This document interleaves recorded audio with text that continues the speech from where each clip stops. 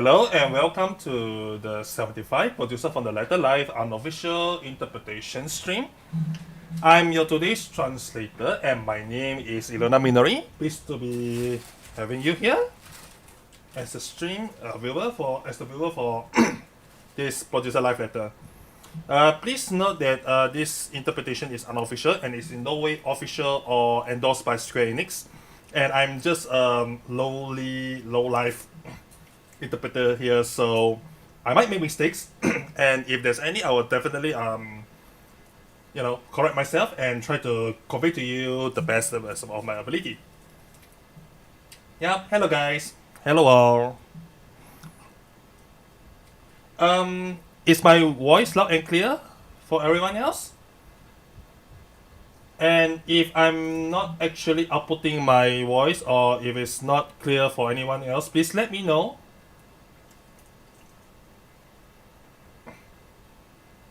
Fine? Nice. Great. Clear? Nice. It's good. Fantastic. Before the segment starts, you might hear some crunching sounds. I'm actually still eating because I'm not really done with my dinner yet. So you have to excuse me for a bit. Sorry.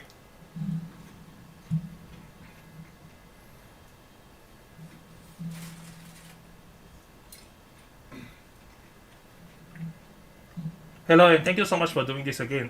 Audio seems fine. Sounds great. Hope you're doing fine. Yeah, I'm doing good. And for those who are living in the North America or the Western Sphere, Merry Christmas. Oh, it's about to start, so enjoy the trailer.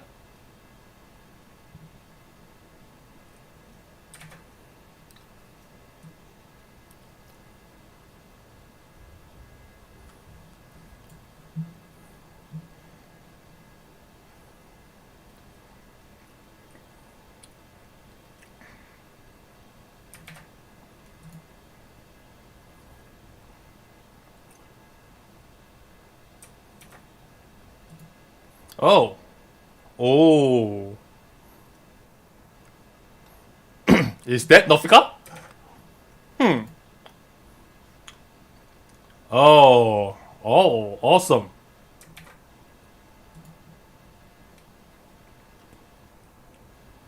Oh, Alize. Right? Ah, right. Right. Oh, ma. Oh, the boss.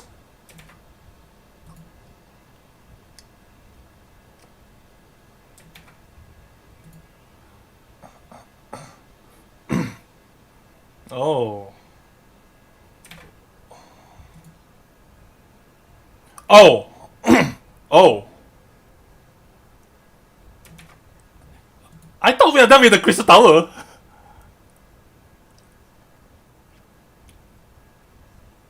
Ah.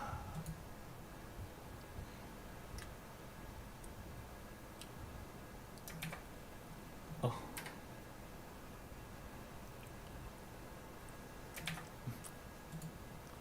Ah, that's Nofika, I think. Oh, Gobesa. Alright.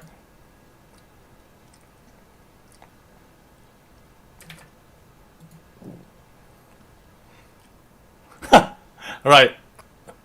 Gobet. Wait, what? Oh, DJ. Right. Yeah, the sound from the video is disabled for obvious reasons. Oh. Right. That's Halone, if I'm not mistaken. Yep, that's Halone. That's oh.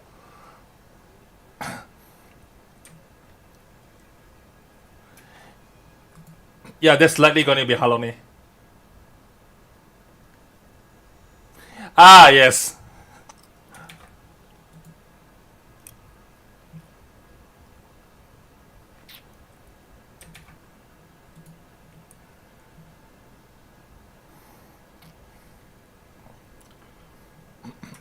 Oh. Yep. Omega Ultimate.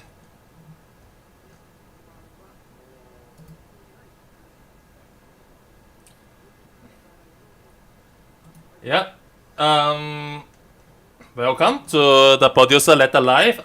Greetings from Yoshida as well as Foxclone.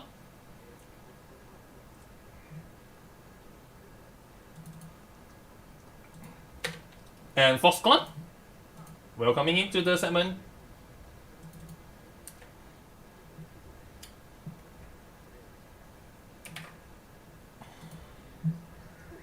Yeah, it feels, yeah. He just barely made it on time.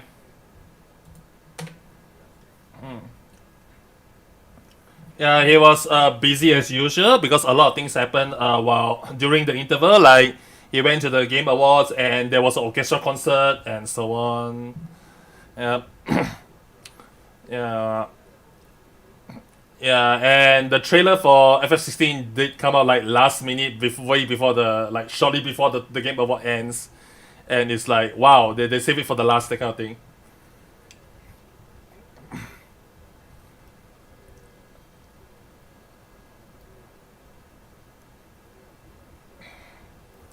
Yeah, there are several stuff that is actually hidden from the FF16 trailer, and he feels a bit like sorry to Ichika director, the one who made the trailer, but still, yeah,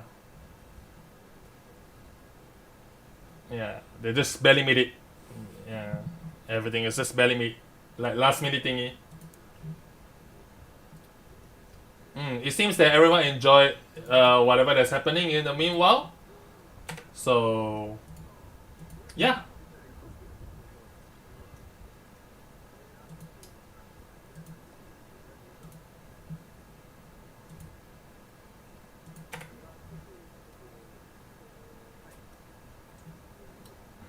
And this is about the orchestra concert. And yeah, Yoshida, thanks for everyone who went to the orchestra concert.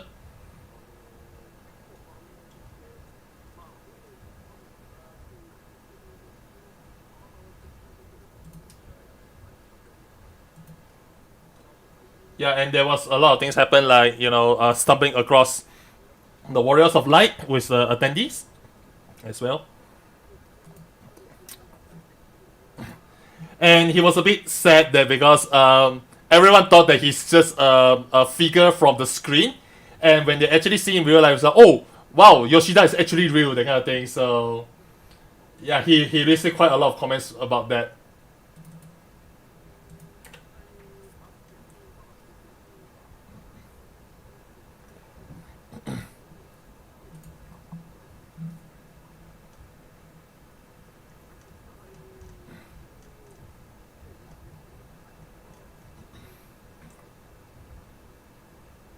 And yeah, because of all of your support and all of the players, cheers and all that, it really motivates the dev team to do better.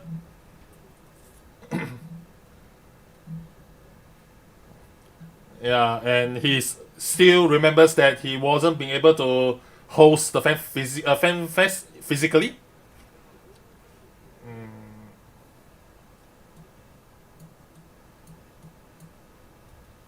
And he once again thanked all of the doctors and as well as the frontliners who did their best to, contribute to the world during the pandemic time. And he's really thankful for their and thankful for the contributions. And this make Final Fantasy 14 dev team to do better than the game so that they can contribute back to the society. And yeah, Yoshida actually enjoys being able to chat with the people who attended the concert, and it was like it feels good to be able to like physically interact with people again. And now, once the chit chat is over, we are going to move on to the agenda for patch 6.3 today. So moving on. Yep. First of all, the patch date for patch 6.3 is going to be the 10th of January.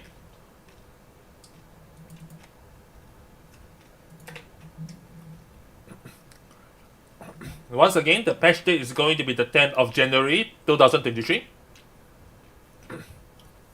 And yeah, your CP is like, please get ready and get your stuff done before, get yourself ready and who knows, apply your leave during the day itself, or get whatever things that you want to do. Get all the things that you want to do sorted out before playing the patch.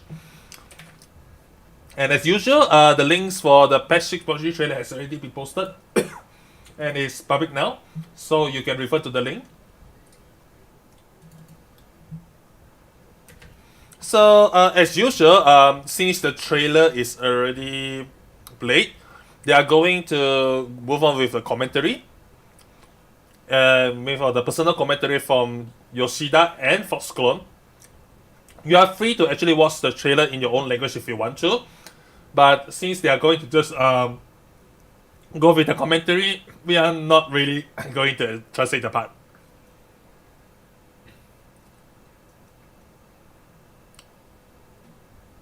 So yeah, there's a trailer replay.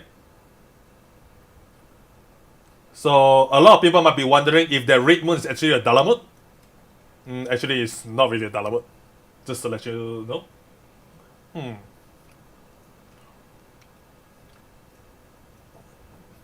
And yeah, things are moving forward a lot for this patch. So there's someone on the left, but we are not going to show you what it is. Too bad, because Yoshida says no.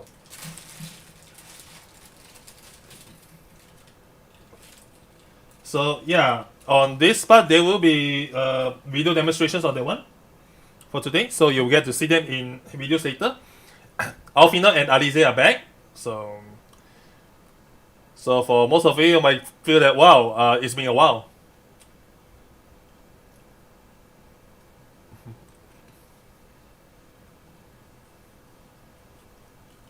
And yeah, here and there. Once again, Alagans are going to be involved in some capacity.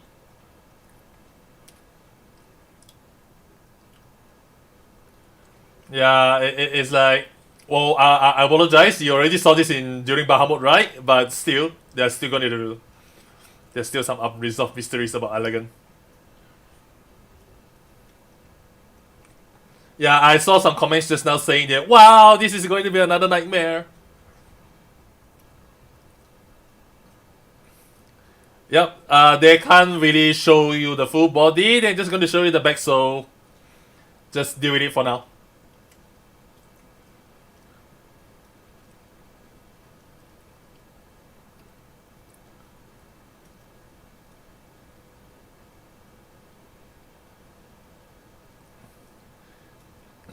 Yeah, and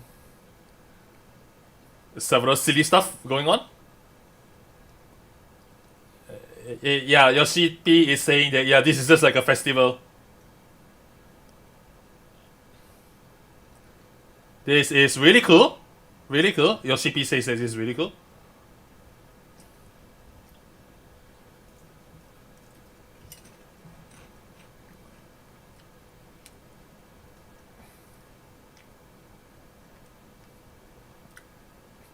And looking at the image, this should remind you of something. Going on. And finally over here, yeah. This will be the ultimate Omega.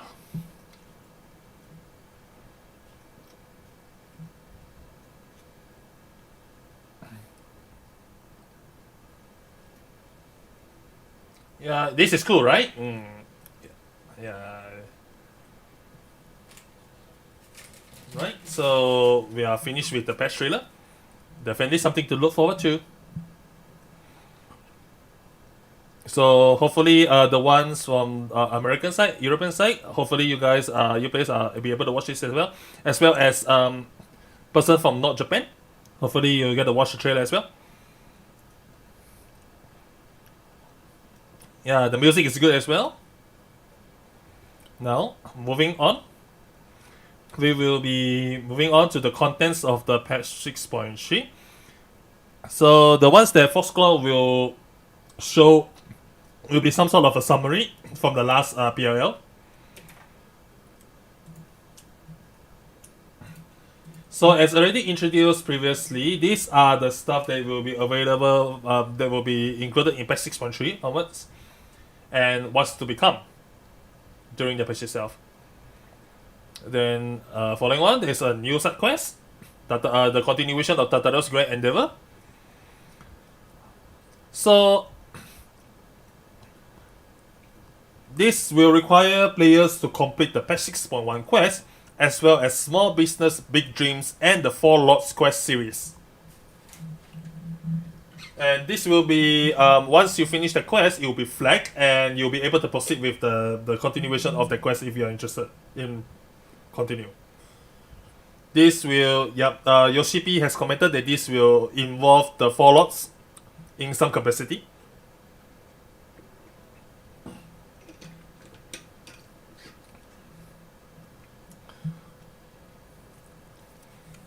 So this Tales of Neophile Adventure will be a continuation from after the 6.0 main story, and the previous one was really well done and it was quite popular and well received. Yeah, so therefore they are coming up with a continuation of such quests, and yeah.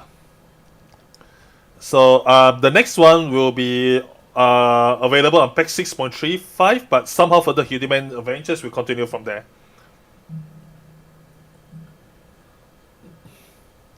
So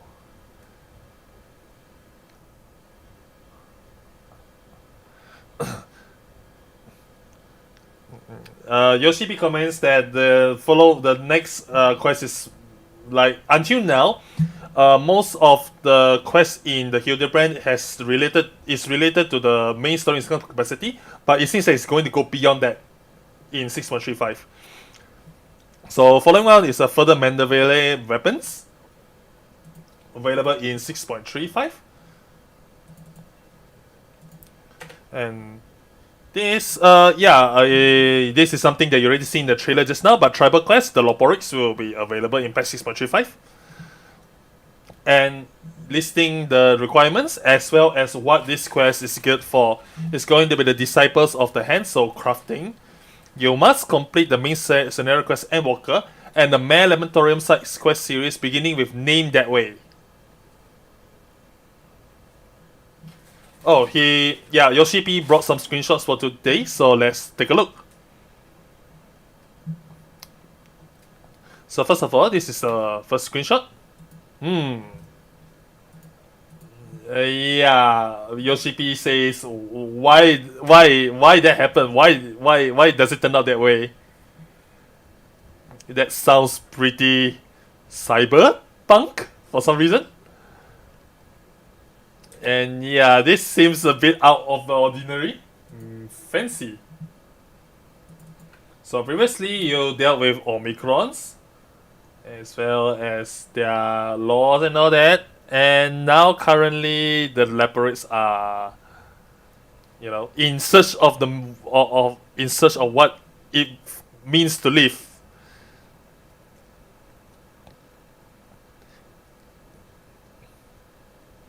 So the point here is Leopards' earnesty, and since Leopards are way too earnest in the things they do, they tend to end up doing silly stuff like this.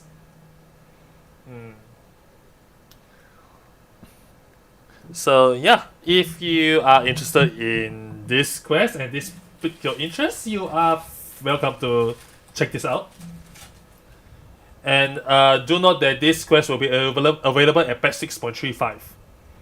So moving next, we will have New Dungeon, Lapis Manalis,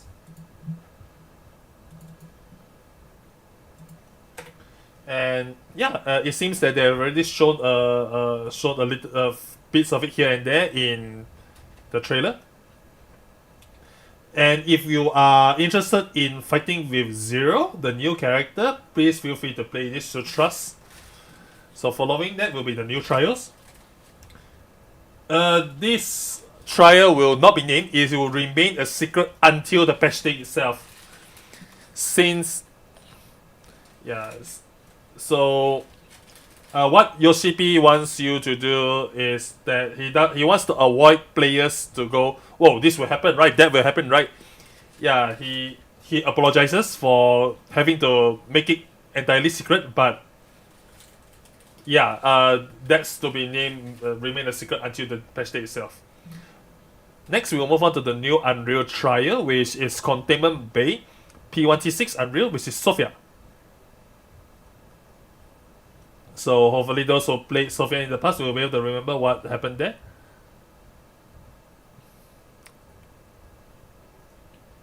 There will be a lot of brain training elements in this fight, so please, Yoshi says, please remain calm while you deal with the content.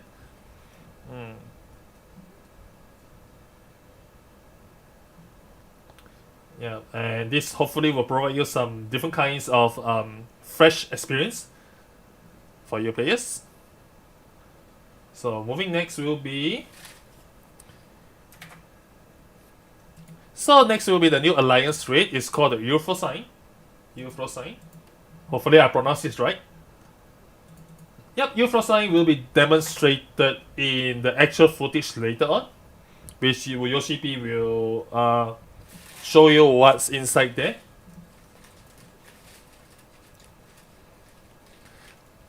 So a lot of people commented that the screenshot looks like it's a wallpaper coming from Windows XP, but yeah. So next will be Ultimate, the 5th Ultimate Duty series, which is the Omega Protocol Ultimate.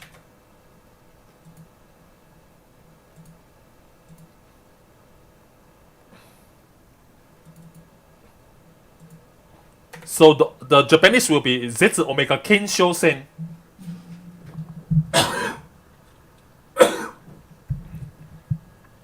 So this will be released 2 weeks after patch 6.3, and players must complete Abyssos, the 8th circle, in order to unlock the next ultimate.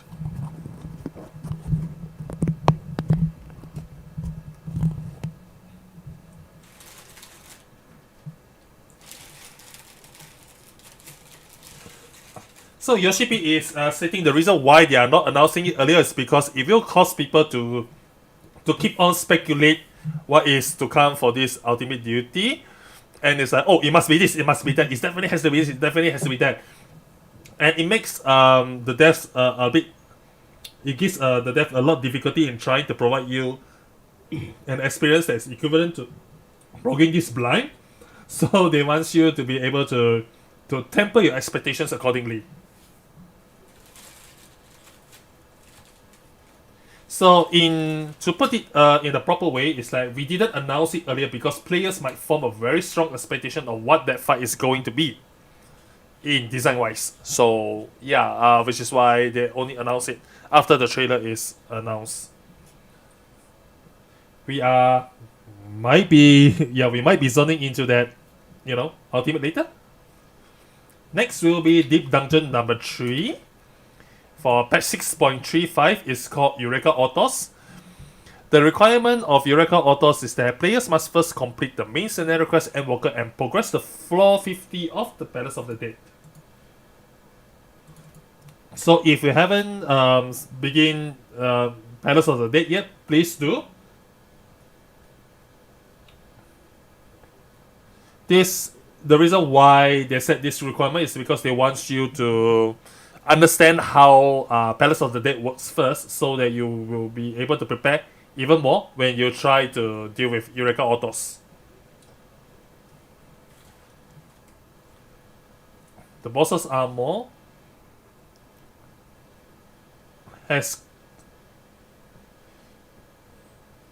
the bosses in this Deep Dungeon is apparently more like really boss looking, and it feels very fearsome and not a pushover.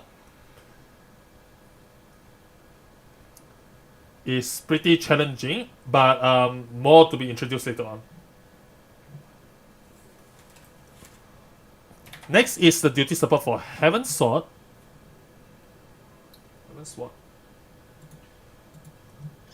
So these are the content that where the duty support will be added for. So if you want to go through this content with duty support, please feel free to give it a try.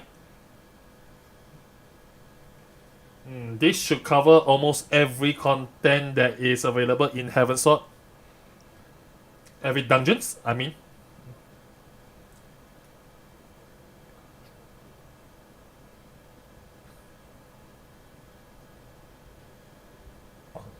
Since, this is going to cover almost everything that is available in the free trial at least.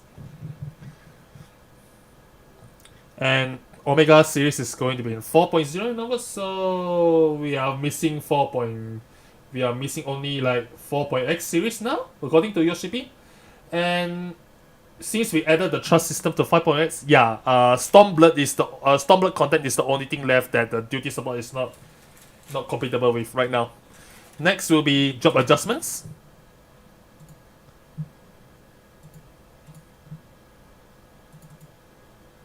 The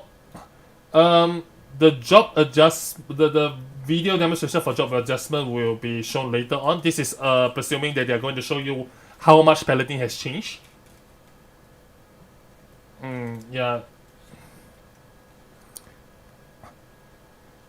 They will also explain to you what kind of direction did they took when they actually make the adjustments on Paladin as well, so please don't miss out.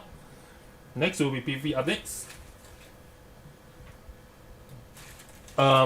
In patch 6.3, the PvP Series 3 begins. This also begins the Season 5 of Crystalline Conflict. And lastly, the new arena for Crystal Conflict, the Clockwork Castle Town, will be released for patch 6.3. This will also be demonstrated through footage later on. Alright, so please look forward to it. Moving next, we will move on to crafting and gathering updates. So at patch 6.35, what will change for crafting and gathering will be 2 enhancement quests with the Splendorous tools. Fox Clone is currently listing out the requirements, which is players must first complete main scenario quest and Walker, and the Disciple of the Land and or Hand quest, the Crystalline Mean. In addition, to unlocking the Boutique of Splendors by speaking with Moen in Ilmor.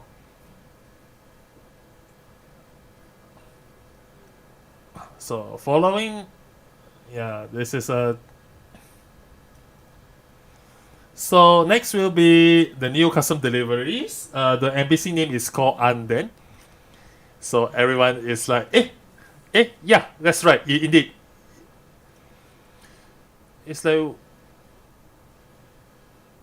so Yoshipi is wondering, Anden is an NPC that wants to turn back into human, but whether he will turn back into human or not is something that you would like to, play it to find out. Yeah, now it seems that Anden is slowly getting popular. Yeah, so this is something that you can look forward to.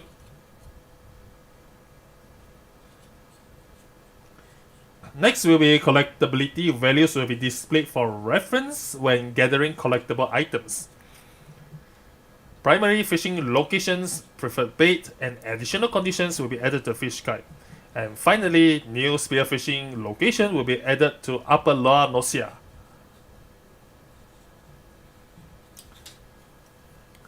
This will be the first area where diving is going to be available in Realm Reborn areas. As already said in the Famitsu interview, the development of this, what they call the new spearfishing location and diving location is actually developed by the developers themselves without instructions coming from Yoshida, so it's on their own initiative.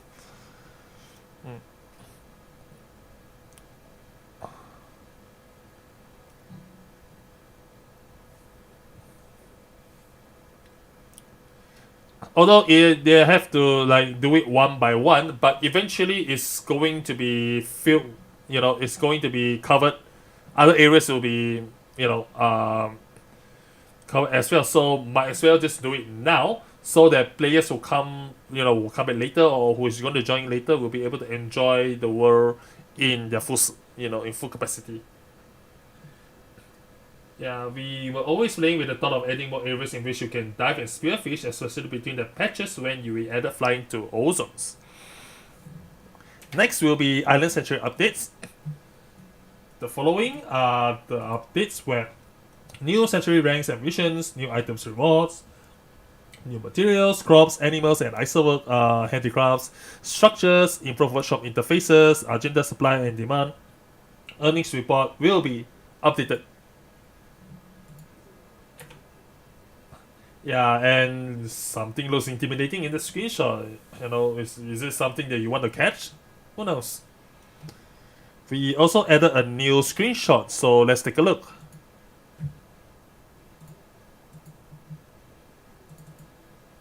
This is really an amazing, this somewhat amazing UI here. Apparently, you get the ability to filter by various criteria simultaneously. Next, you will be able to sort each category in ascending or descending order.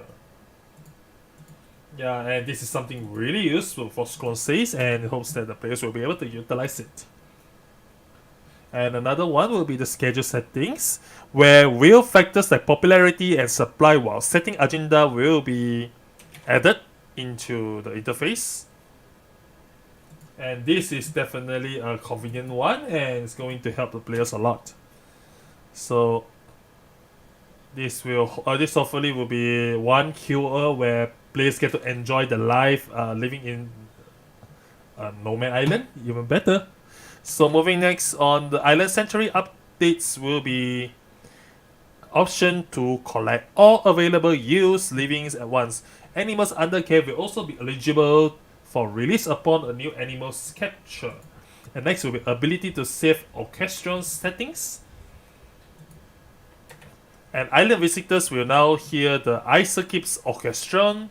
And finally, notifications when visitors arrive at an island sanctuary. It seems that these additions will enrich the experience even further. And it's really helpful and appreciated. So moving next will be the treasure hunt update. The next will be the Shifting Gymnasium Argonon. The portal accessible via a new treasure map obtainable. It will be usable in LPS.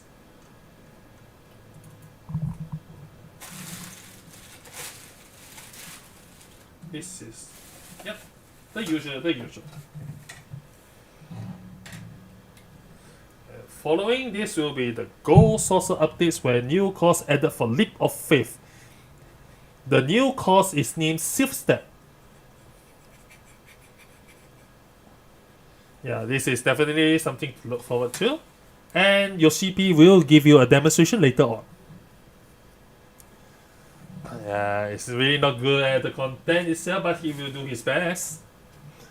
Yep, so please look forward to it. Next will be housing updates. So first of all, additional wards for all residential areas. So what has been added? 6 regular wards plus 6 subdivisions. So 1,800 new plots per world has been added. And as another additional requirement, this will be available for purchase via the lottery system.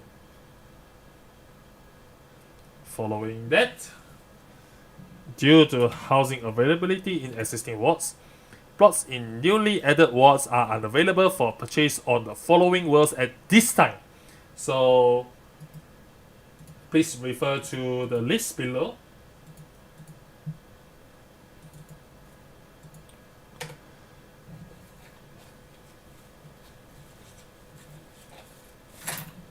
So they are aware that since these new worlds are just added, so there are still quite some housing plots available. So if you are interested, please go grab one. And lastly, what's available to free companies versus private buyers will be detailed on the Lodestone. Sorry.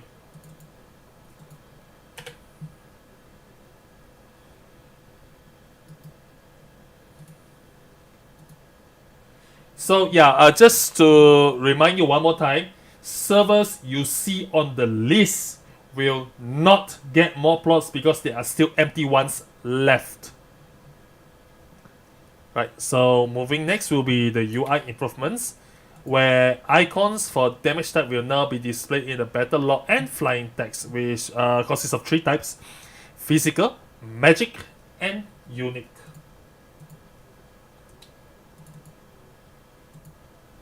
And this was already mentioned previously. This UI will be implemented for all contents up to patch 6.3, and this means that they are going to cover a lot of data and a large amount of data here. So there will bound to be several mistakes that will occur here and there.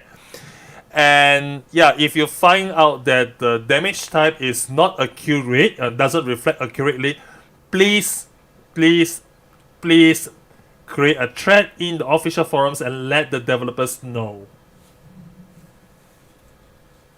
Yep. Please do note that there are some bugs here and there. So if you found a few, please don't hesitate to go to the official forums and report the bug.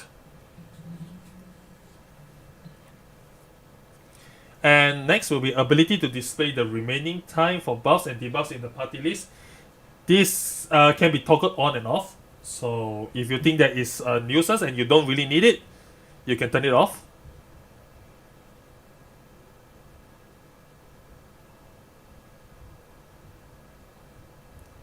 And since the technicality of what is involved in order to show the buffs, because it shows how many buffs, how many buff times, how many seconds left, and how many types of buff are there, and this will actually create quite a cause quite an amount of strain. So please be careful. Please be noted that it took quite some time for them to sort this out. So next will be miscellaneous updates. Will be alternate UI theme 3 clear blue. Next, portrait will now display when using the duty finder.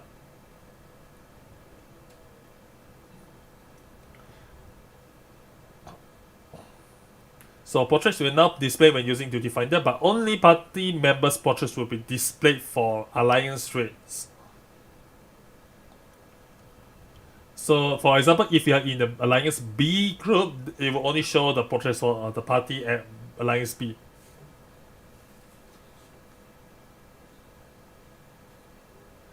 And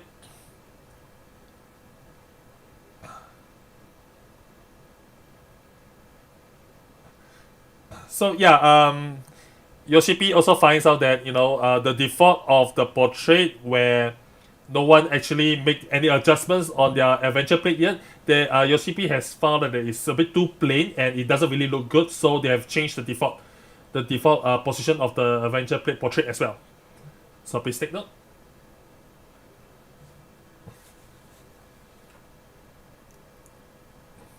So yeah, you can actually turn off the portrait at the configuration or settings as well. So if you find it like it's hindering your experience and all that, you can turn it off.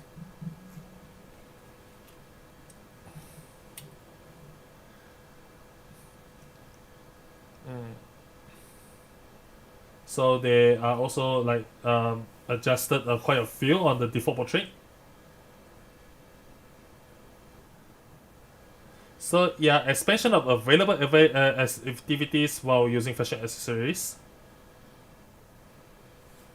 Although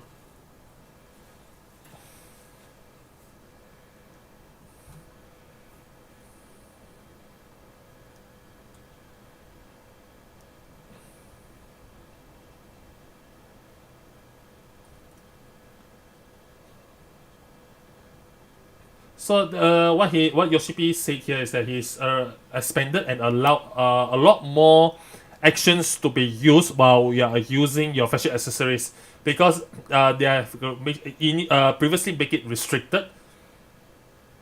So now it has been expanded to allow more action and so that you can do more while being in fashion accessories.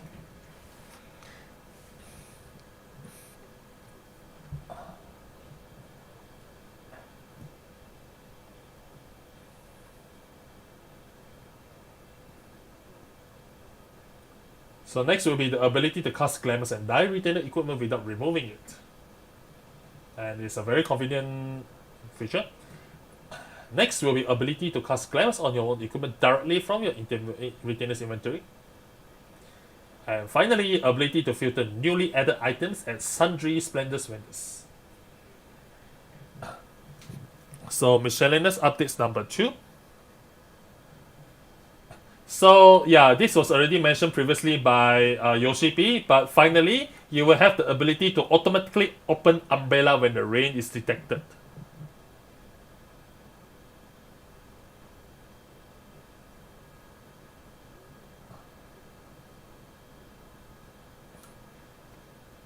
So this will require you to previously set this up beforehand.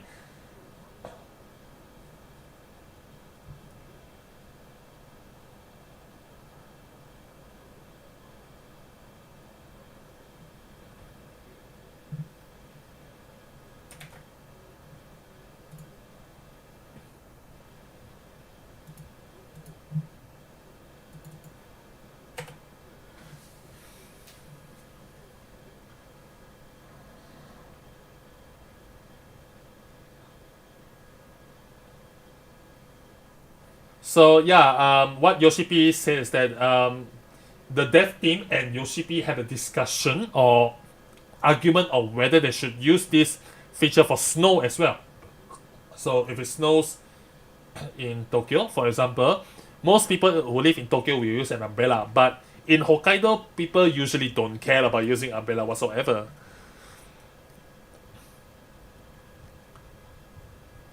And currently, they are still doing some, fine tunes on the experiences, so that in order to optimize your experience, your roleplay experiences, especially. Apparently, there were some stream interruptions just now, so they are checking on the stream.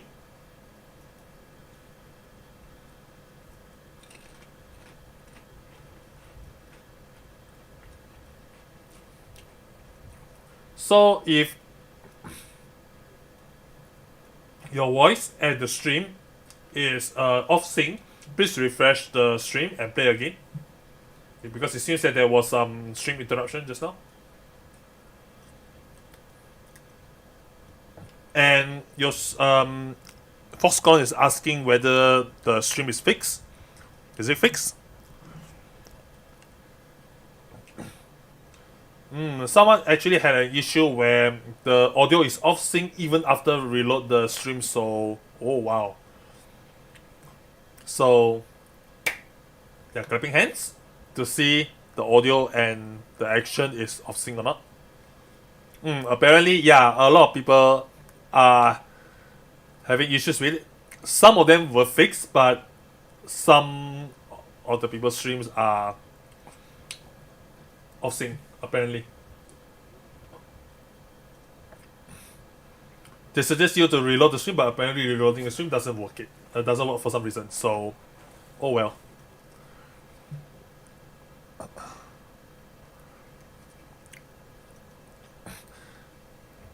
So Yoshipi keeps clapping his hands because he wants to know whether his action is on sync with the audio. And apparently there's a lot of stream comments saying that it doesn't really sync whatsoever. And some people say that it's already fixed.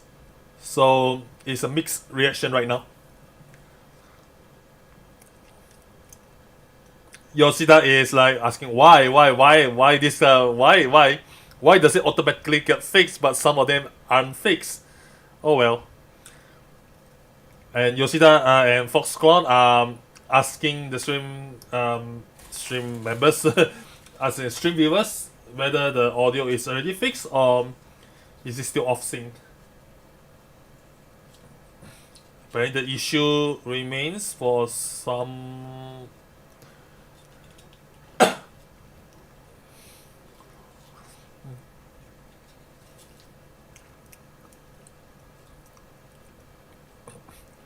And some stream comments ask Yoshida to keep clapping his hands, but Yoshida says, "Oh well, if I keep doing this, my hands will go into pain. Go into big pain." issues, issues, issues here and there.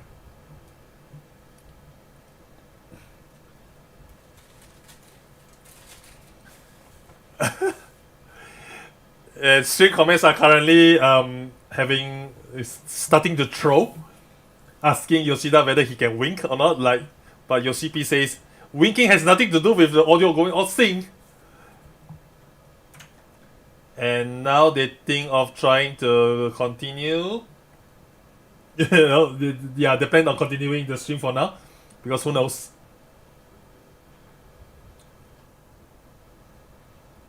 Yeah.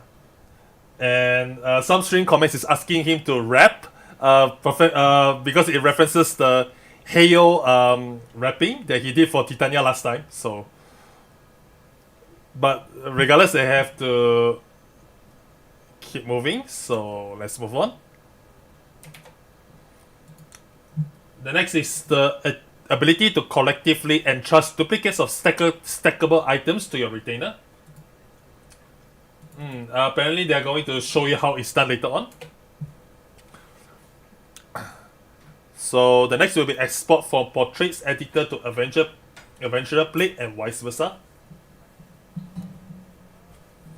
And yeah, that's going to be all for 6.3. It's a very brief go through, but that's all for now.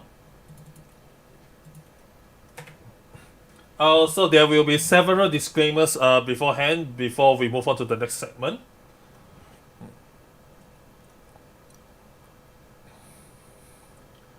So first, they are going to the first segment, which is job adjustments.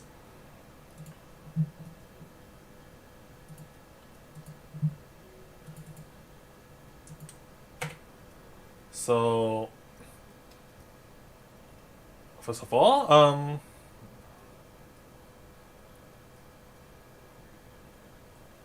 apparently there's some mistake on the kanji.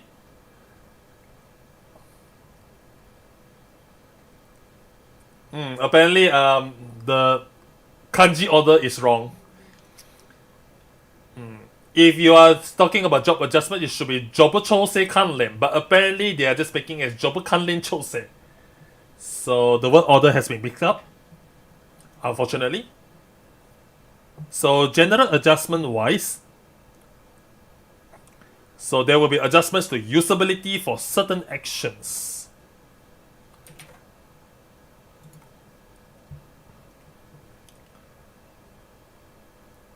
So, but however, just note that there aren't that much extremities performing to cause disparity between an action with another. There will be, they will actually list out the comments as well as the job intention, the adjustment intention behind the job. So once patch 6.3 jobs, you will be able to rate them. So first, for Paladin, significant adjustments extending to action rotations.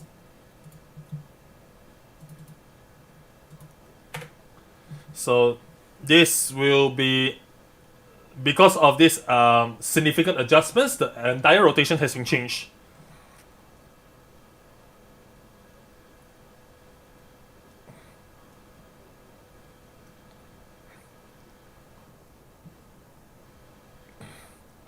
And if they just adjust a portion of it, it just end up creating more and more disparity, and things may not be able to resolve as intended. So first of all, they are going to list out the main adjustments to Paladin.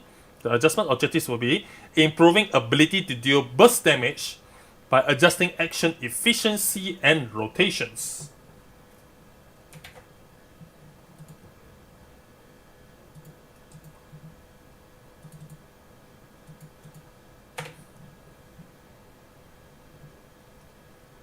So this is just to expand more on what is already stated in the PowerPoint. It says that Paladins apparently, according to him, has some difficulties trying to align their burst damage. So from there, next is that they are improving their versatility by decreasing reliance on damage over time. Paladin has been a job that was weak in burst output compared to other tanks it was lagging behind.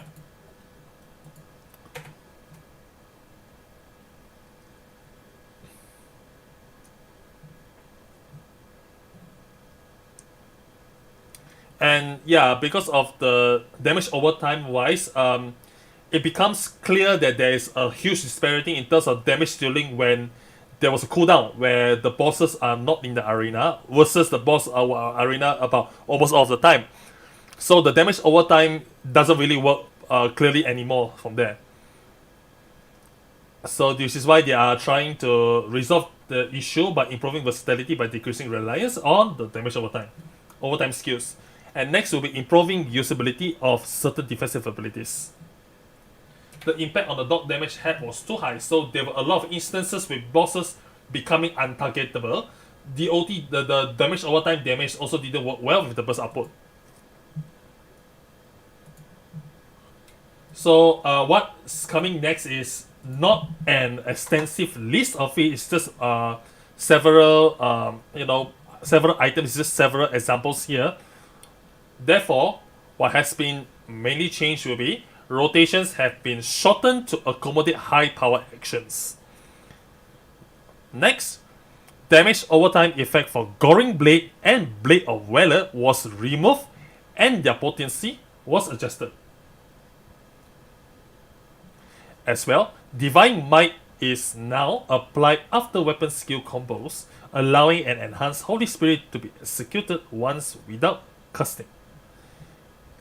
Holy Sheltron effect has been changed to reduce damage taken, thereby enhancing defensive capabilities against damage over time.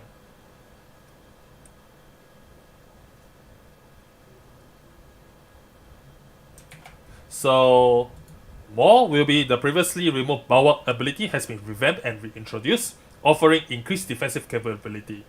The utility of several other actions and combos have also been adjusted. Correct.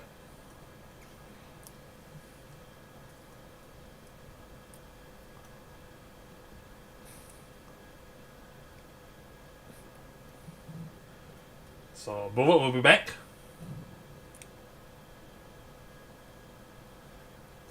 So because of these changes, the job overall has been changed, and the rest of that is not listed in the stream will be fully revealed once patch 6.3 drops. So once it's there, you will be able to refer to the job guide for more information.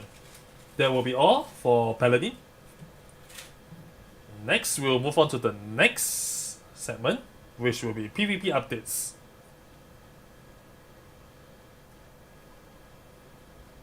So that's all going to be for PvP adjustments for PowerPoints.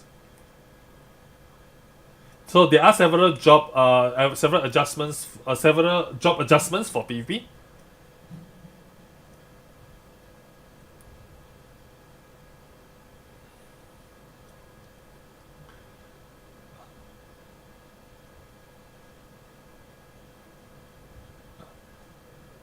So as for large scale PvP plans and all that, they just actually started to summarize all of the comments received by players, and they are compiling everything up in order to integrate that players' feedback into their next project. So please wait for a bit before they can actually detail to you what has been changed. So some PvP adjustments, but not for every job, but for those that are involved. And they are going to show us the new Crystalline conflict arena now. Yeah, that's going to be all for the PowerPoint segment for PvP. Nothing much to tell.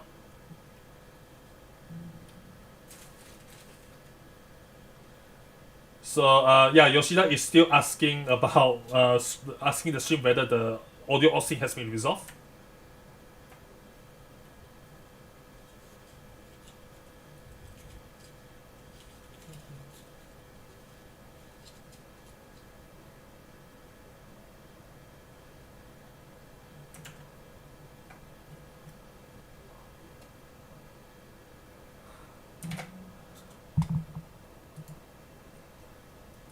I'm sorry. There will be some crunching sounds because I'm currently eating. So please, if you can excuse me.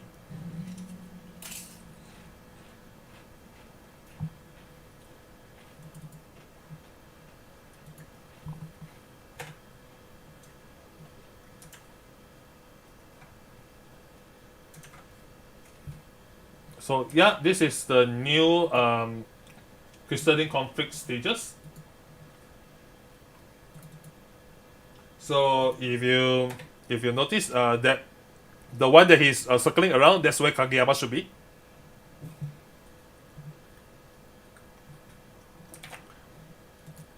And the one is like something mecha.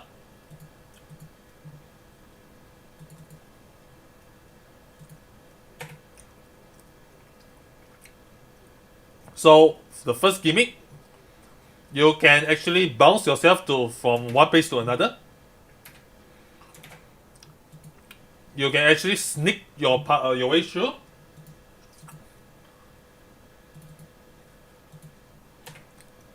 And in the next, and when it comes to the tatami mat,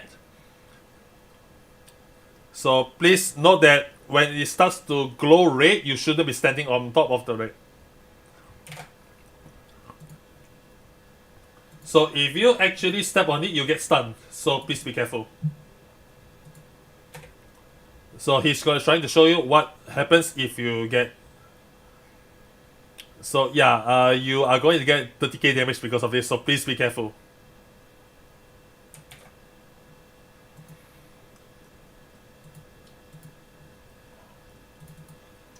But you can use this to draw your enemy to one of these and see what happens when you stand on the flipping tile.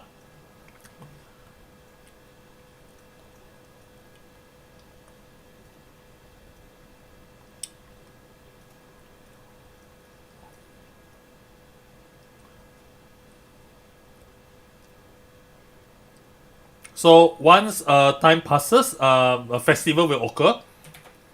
So first you see is, well, fireworks.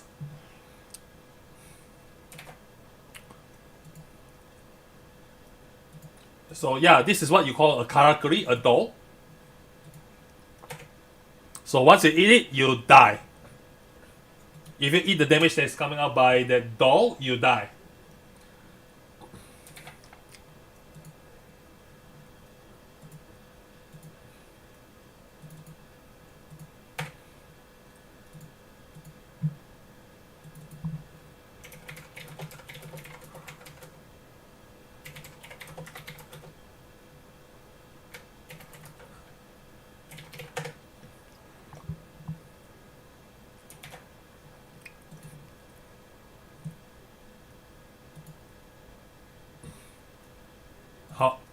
However, if you turn on the shield while the AoE comes out, you'll be able to mitigate the damage.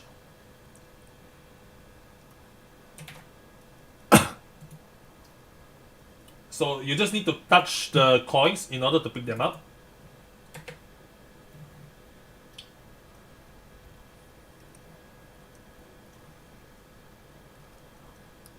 And another one of the Karakuri doll that's coming to you will be eyesight related gimmicks.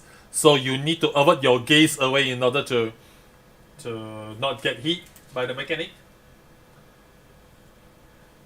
Kageyama drops these limit break packs that you can pick up the generic LP, but it only happens once during a match.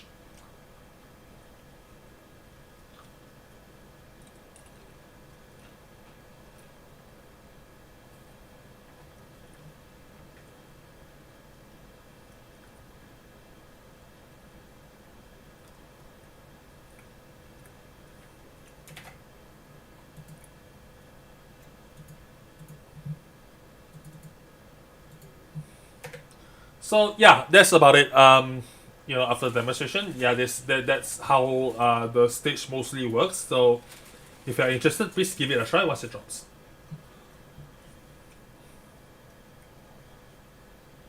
You can also use you can actually get into what they call it, custom match viewing mode, and so you get a feel of how the stage works. So going back from the in-game footage back to the actual.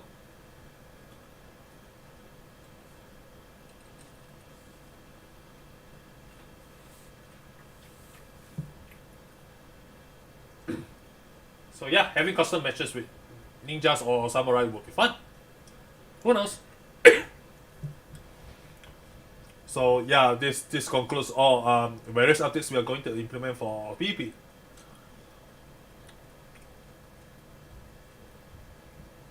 Apparently, since this begins the new season, means new rewards, so they are going to show you what is it on the reward.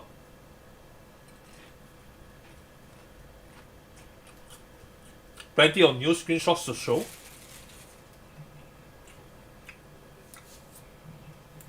So yeah, Yoshipi is currently looking through the rewards that he's about to show, so please wait for a bit.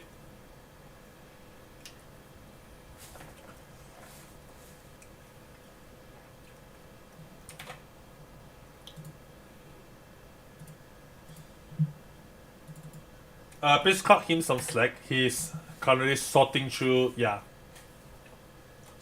stuff, so please wait for a bit.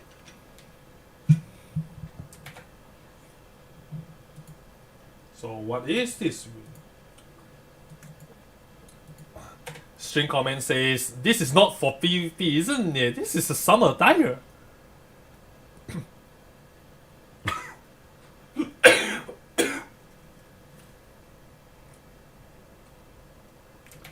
This is something that you win from PvP.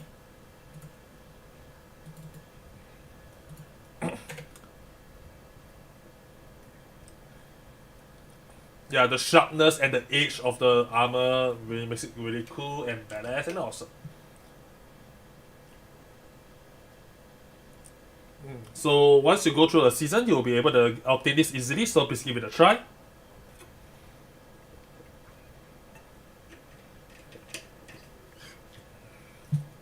Although there are a lot more, but they're going to show you a little bit more. But for now, yeah, that's all they're going to show you.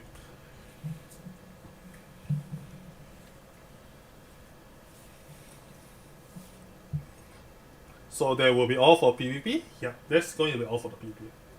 So moving on, we are going on to the next segment. This will be the UFO Sign. UFO Sign. Okay. Sorry if my pronunciation of this is wrong, because I'm not a Greek and I'm not really a good pronunciation speaker here, so you will have to deal with it. My apologies though. UFO Sign. Okay. Feel free to leave something in the comments to tell me that how am I supposed to pronounce this word. But then, beforehand, they're going to get prepared. So moving on to the next.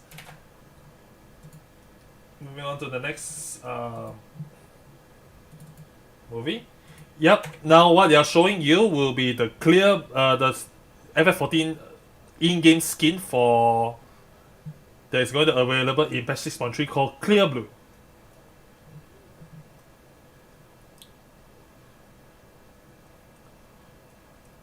They are going to add a lot more patterns in the future as well.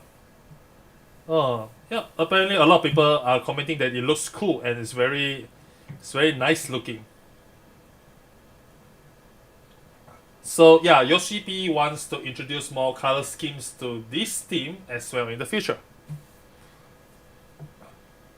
And this is a blue that is really gentle and easy to the eye, so it should be popular enough for people to give it a try. So let's go back to the footage for them. Yeah, see-through blue. Please deal with looking at the faces of two old men for now.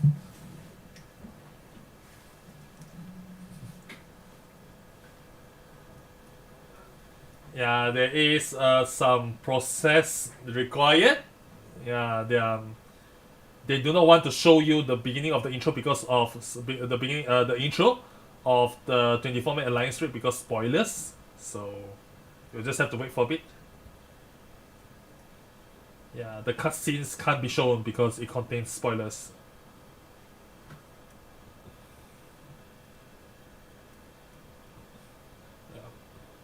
Yeah.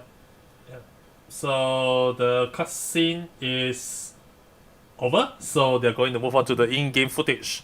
There we go. This is what it is in FF14. UFO Okay.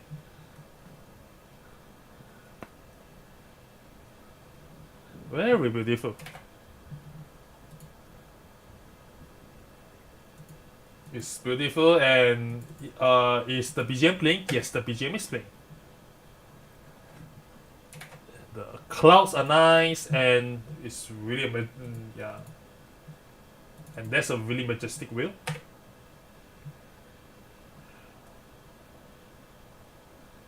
So they'll just introduce you how the atmosphere is like.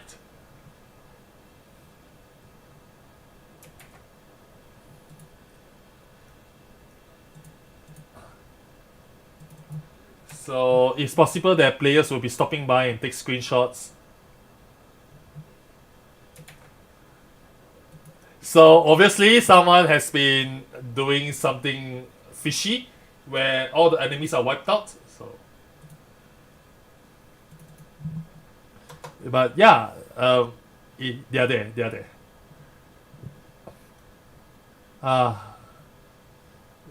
Loneliness as 3 treasure chests are located there, Foxconn says. So here we see Kalahatia working with you. Oh well, the clouds are awesome, really well made, isn't it?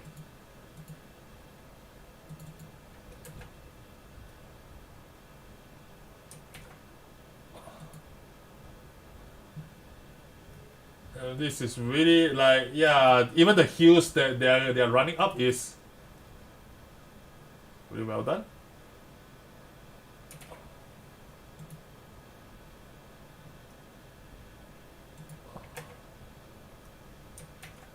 So apparently, wow, something similar has happened before. And this was actually done in real time.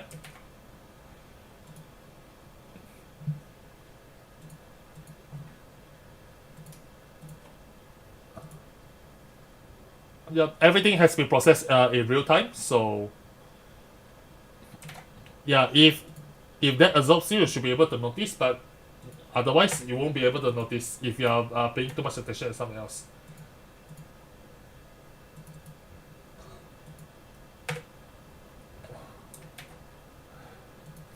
And yeah, this may make you wonder, what the hell is Grahadia doing?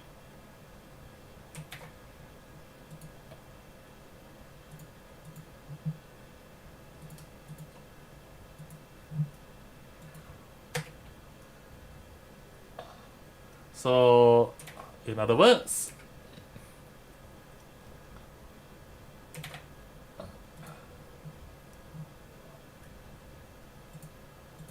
as for the 12, the appearance of one that everyone seems to be paying a lot of attention to, she will make her appearance in this Lion's Raid. Apparently, someone has quite an amount of people has some heavy love for that specific deity, and you will get to see her there.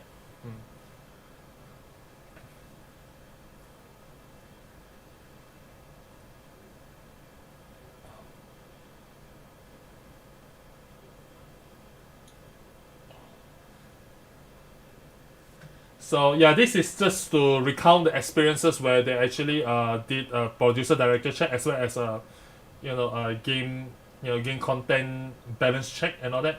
So they get various members from different department that have no experience in that, they doesn't know a single bit about the content, and they need to be involved in order to test the content out.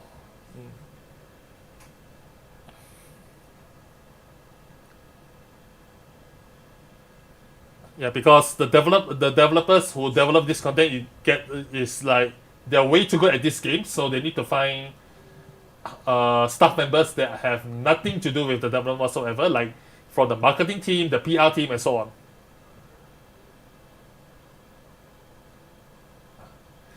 So as they actually look at the certain character that everyone seems to pay attention to, their reaction is like, oh wow, so this is how she looks like? Oh, okay, that kind of thing. So that's their reaction so far. And who knows, the player's reaction might be different.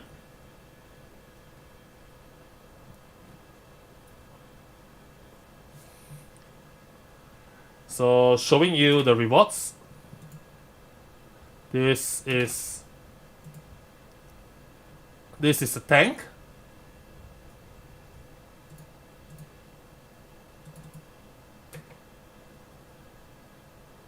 This is for melee.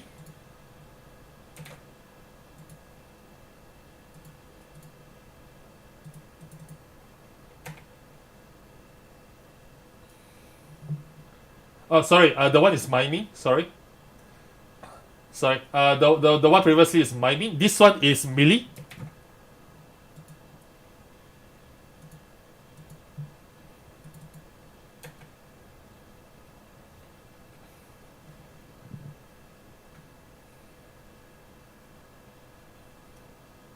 This is range.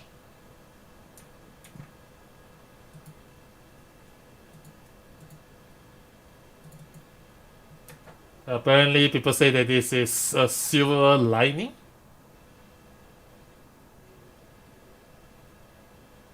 It feels like someone will be able to say, yeah.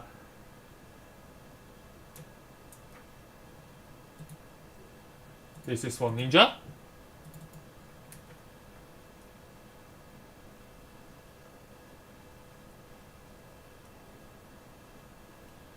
The next one is healer.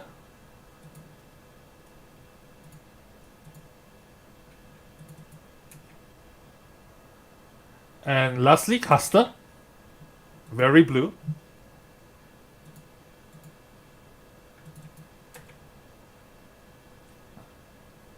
Very fashionable. There will be about it, I guess. No? There might be more. More.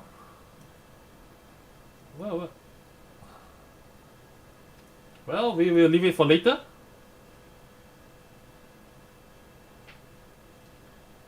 Yeah, your CP is going to leave it for later.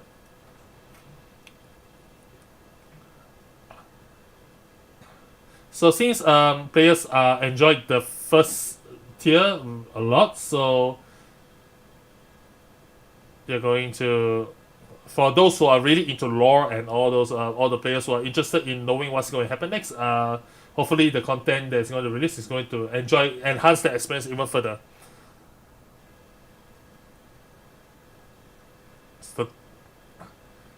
And according to Yoshipi's own opinion, he really had a lot of fun fighting the third boss of that 24 Alliance raid. And he personally liked the fast pace of the battle and as well as the mechanics that is featured in the battle as well. Yeah, he said that the mechanics itself really is fun. So yeah, that's it. If anyone is interested in what he's referring to, please look forward to patch 6.3.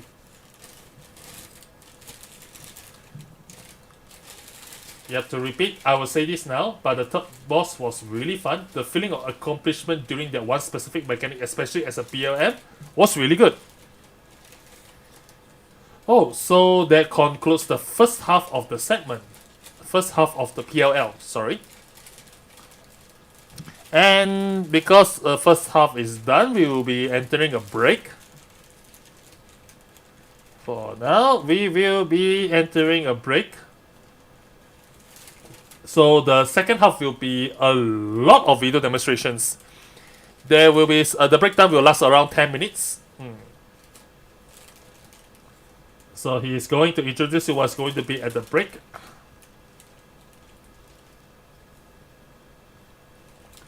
So what's going to play during the break time is Keiko's piano performance.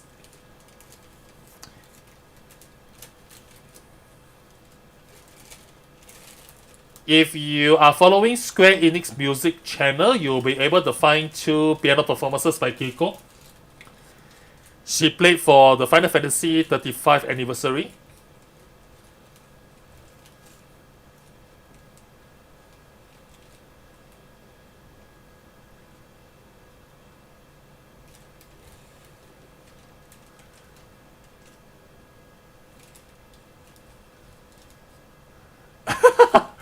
So, according to Yoshi P, a certain Yoshida is making a request to play the what is called the trailer of Final Fantasy 16 trailer. So yeah, since he made the request, it might as well the trailer of Final Fantasy 16 will be played during the break. So please enjoy your break while watching those trailers. And now it will last about 10 minutes. And it starts now. Let's go.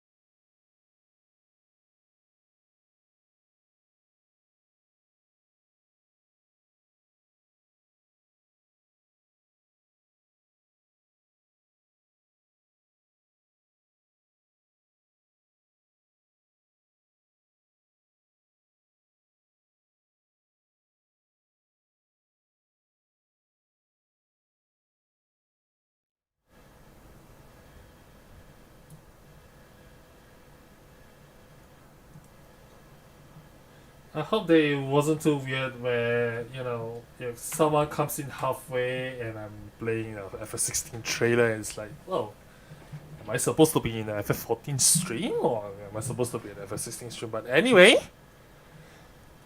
yeah, this ends the trailer as well as the performances by Kiko. Hopefully you guys had fun watching it.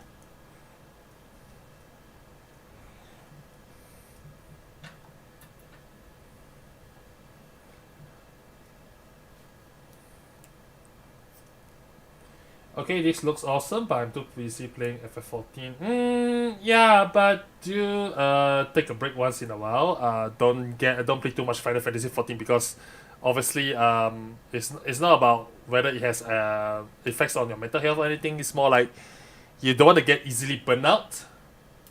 So yeah, try to play some other games as well. You know, do something productive, like drawing or anything, you know, any hobbies that you're doing at the side. Very nice. Can't wait for the next part. Yeah, me too. I can't wait for the next part as well. And it seems that okay, this is the second half of the PLL.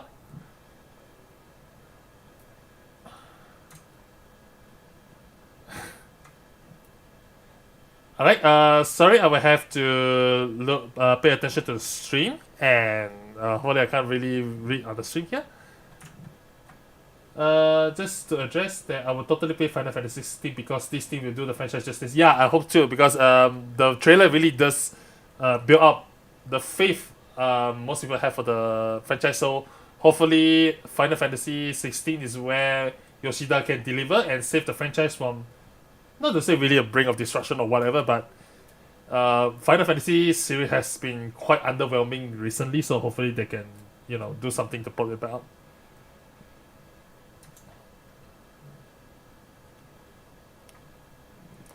So yeah, this is talking about what has been played in the trailer just now. According to producer Yoshida, well, it's just Yoshida being cheeky here. Okay, everything in the trailer was in real time. Everything that is shown in the Final Fantasy 16 was real time, so really shows the capability of a PS5.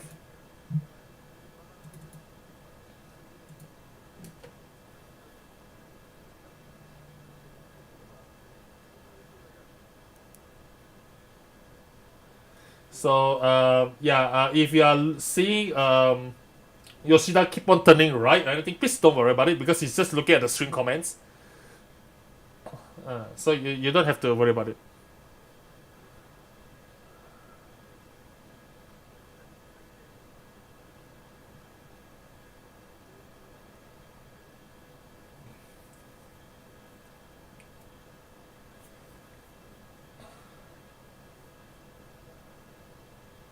That's it. We are going to move on to the second half of the PL. Yeah. And there will be. And what is going to be the first? Whoa! The Omega Protocol Ultimate.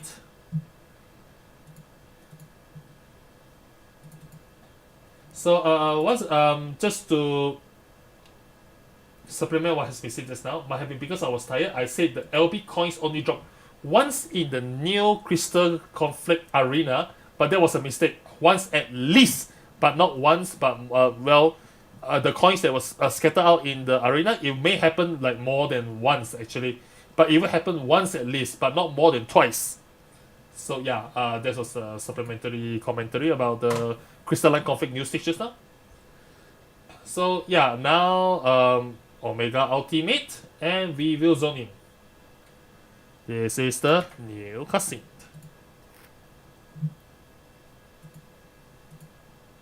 So this cutscene can be shown.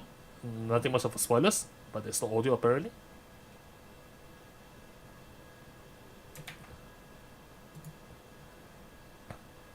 Kokoro omota no mono, Omega. It's probably the heartless, but the one without the heart. Yeah.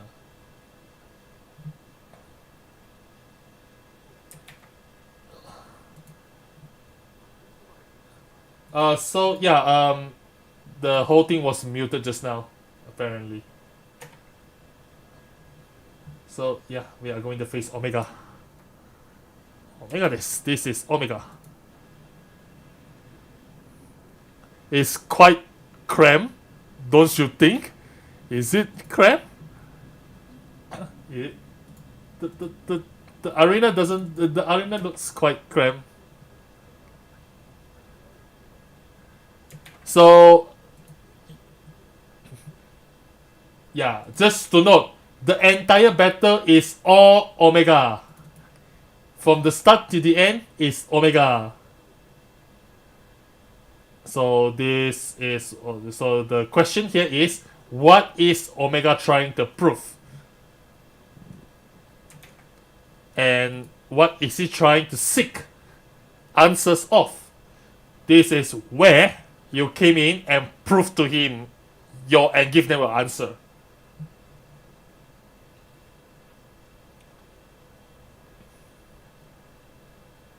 So you see Omega M and F at the last part of the trailer, right?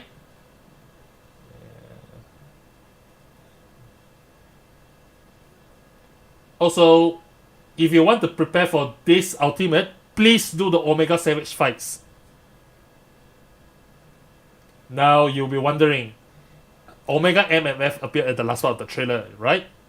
So where are they?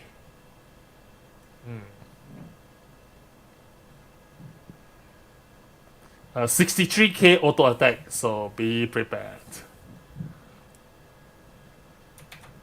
So he's trying to put some debugging code in to give him temporarily invisibility, so that it shows you even more. Enjoy.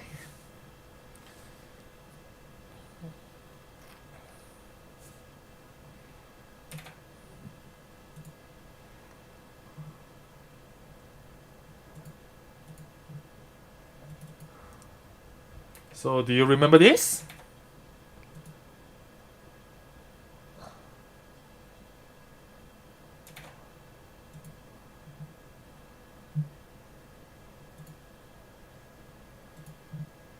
It's obviously a mechanic that can't be solved alone, so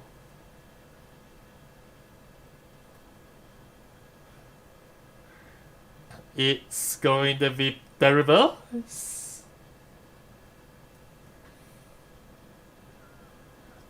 And string comments are trying to make a joke saying that, wow, what a noob, Yoshida. Oh yeah, I would like to see you try this out yourself.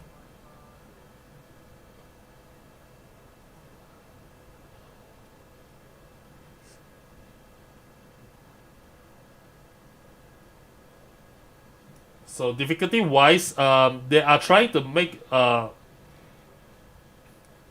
okay, so difficulty wise, it is already confirmed that Dragon Song Ultimate will be the hardest of all ultimates, and they are not planning to. They are adjusting it so that the difficulty doesn't go beyond Dragon Song War Ultimate, and they are making sure that it is the case.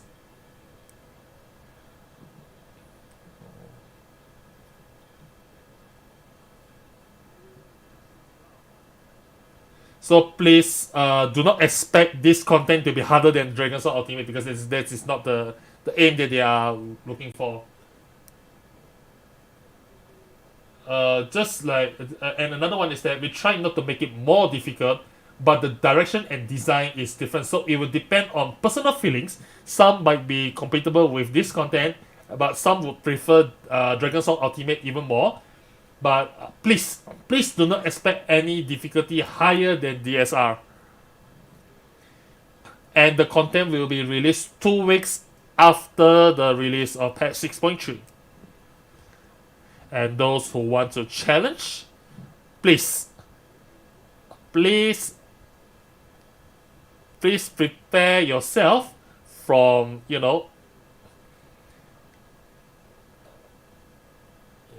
if you really enjoy the mechanic embarks and all that, please get ready. And also, if you want to challenge this content, please, as already said during Dragon Song Ultimate, please be very, very prepared from your heart, and please pay a sufficient amount of time and as well as patience in progging this content. the adjustments and checks are finished, so it will be released 2 weeks after patch 6.3. Yeah, the mechanic, the end bug that I mentioned just now in English is called patch, and it will turn into something crazy. So hopefully you enjoy. So this concludes the introduction to the Omega Protocol.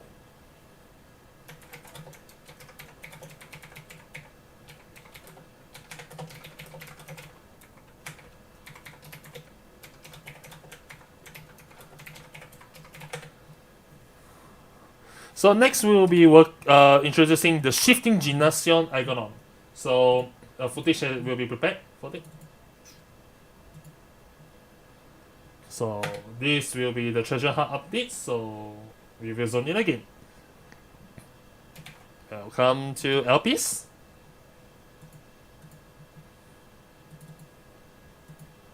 So I'm going to use some weird ability and get to the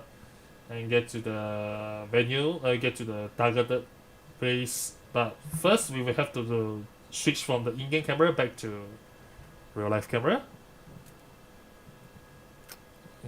Yeah, he's going to use some form of like very weird debugging code in order to immediately get into the content. Oh. Oh. Oh. Oh wow.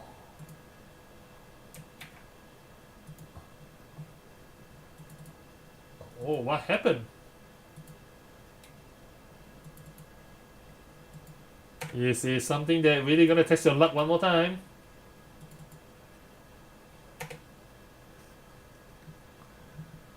This. Let's see if our producer and director Yoshipi here has the luck to go through the content from one another. This is considering this is the first, the ratio of getting rewards is going to be 100%. This is the first round anyway. So.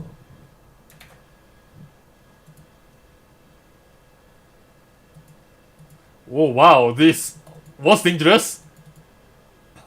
I had a.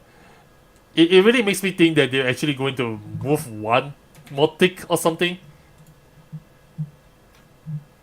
So yeah, let's give it a try. Oh wow, that hurts. Yeah, of course it really looks like it hurts. So yeah, please deal with this mechanic accordingly. But still, let's keep things short. Boom, there it is. And like this, this is how you progress from one to another. So the first round is done. So let's go on to the second round and see if Yoshida has the luck or not. And depending on what has on where it lands, the result might turn out different. Oh, us! No, yeah. See, yay! Right? Yeah, I was sweating a bit just now, but still. Right. Now, when I look at the comments,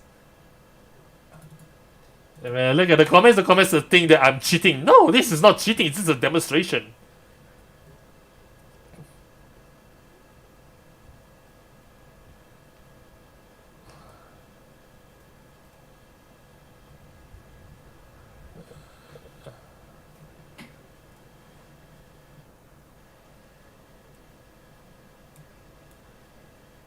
Yeah, I was being told that whenever I try to get the procedure, this thing is like, you are the producer and director of this game, right? And yeah, so it's good.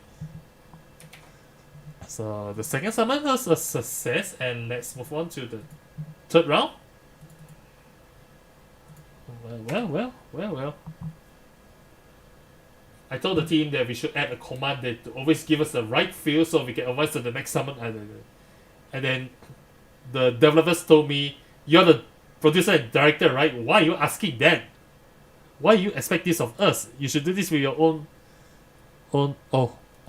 with your own ability. But okay, as we go through, too bad Yoshida is getting booted out? Is he going to get booted out? Is he going to get booted out?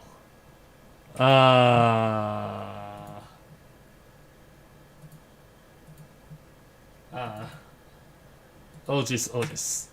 But still, Yoshida succeeded in summoning twice, so somewhat, this feels. Oh, well, I mean, for much that I finish it fast, if I finish it fast, the other players will be able to get their own treasures, right?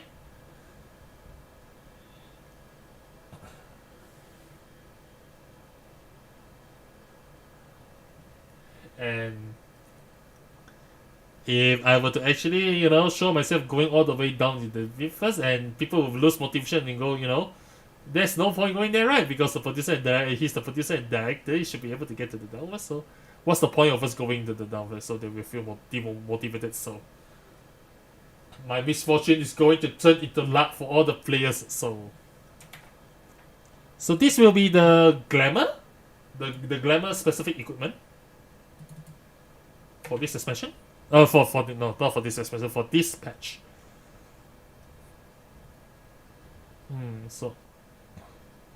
So this is similar to the previous glamour rewards here and there, but this is compatible with all gender.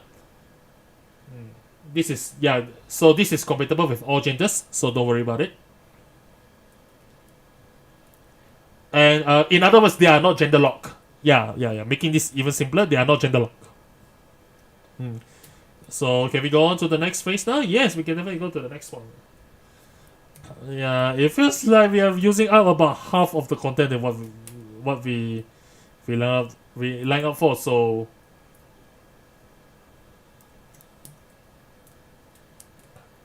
you want me to give it another try? No, I don't think so. Well, you didn't even use half the time that we had planned for the segment, so since they haven't utilized the time that is supposed to be for this segment, they're going to give it a try one more time. And yeah, Yoshida is going to test his luck one more time to see whether he can get to the deepest floor.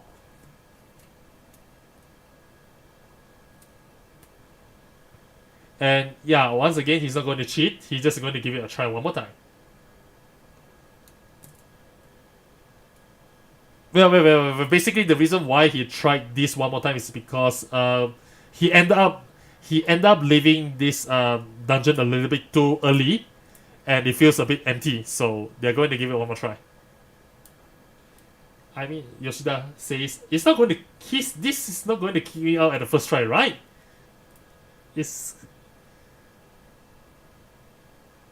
Apparently he's really landed at the small mini spot. It's like, yeah, I don't have that luck. I definitely don't have that luck. Well. So yeah, this doesn't feel okay as a P&D. So yeah. Well.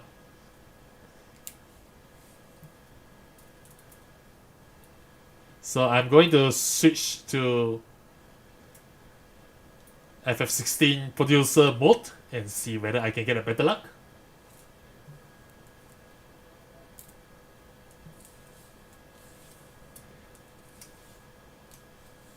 So from now on, he's going to play this content as the producer of Final Fantasy 16. So if I play this as a Final Fantasy 16 producer, I won't get kicked out, right?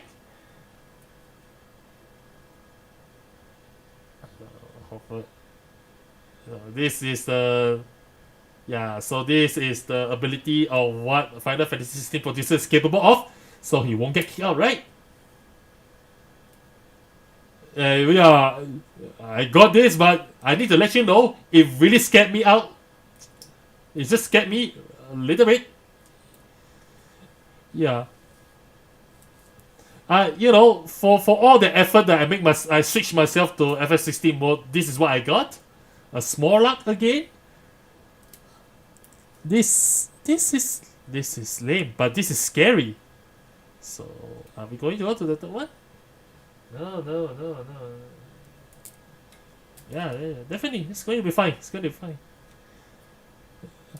It feels like the stream comment is commenting that do you have another personality in you or something? The other Yoshida Naoki or what?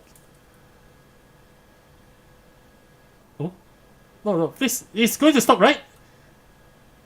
Wow. Just what the hell is this?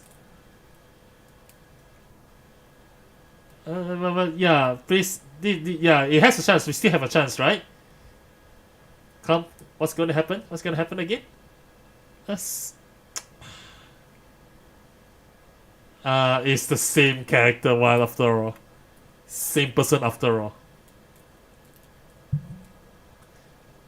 No. I mean, you know.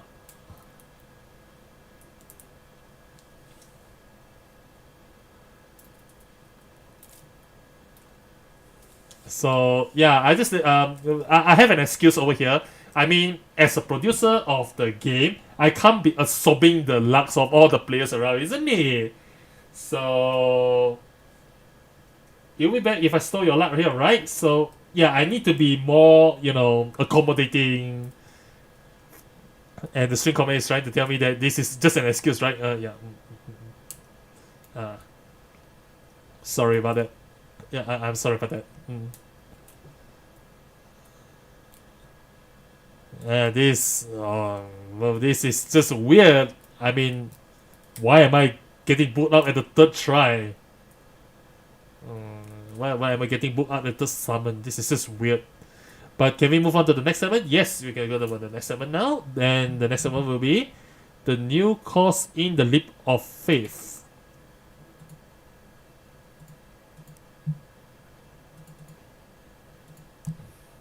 So this is where you can prove yourself, isn't it? Oh, yeah. I mean, yes. This might be it.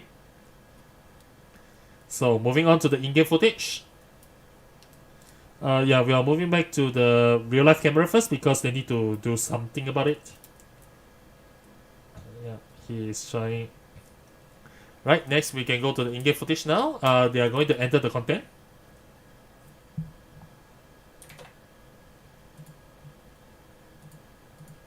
That's a really nice atmosphere.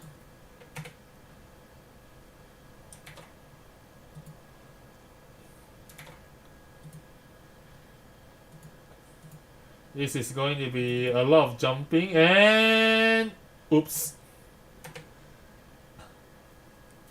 Yeah.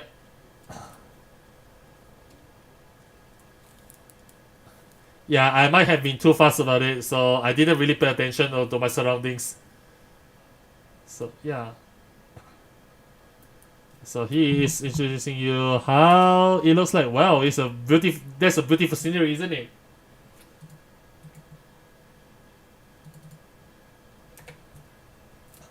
So yeah, it's true that you need to be careful on where you are stepping at. So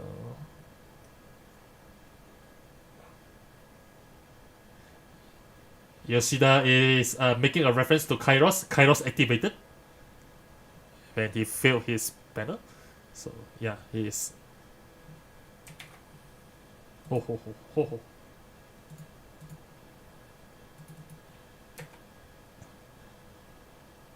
So for those players who are quite for players who aren't exactly athletic about this content, but and he fell down. Yeah, Yoshida says I have to admit I'm not really young anymore, isn't it? I'm getting old, so.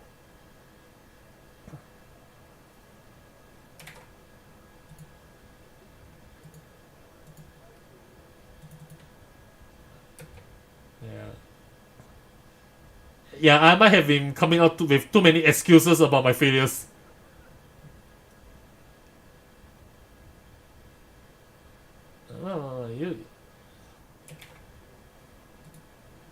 There is this new element where you can see the AoE circles moving out here and there. And from there, I'm jumping up.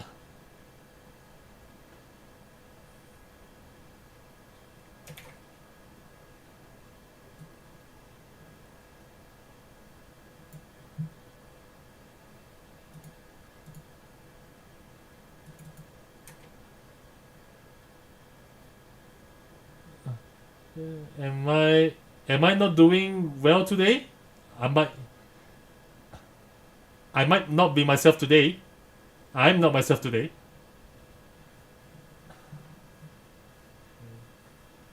Yeah, that's right.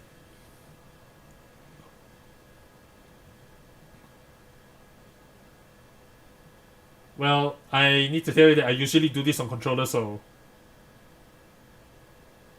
uh, so yeah, some people might have difficulties of progressing with same content with different different ways or different controls. Like, oh yeah, that might be the case.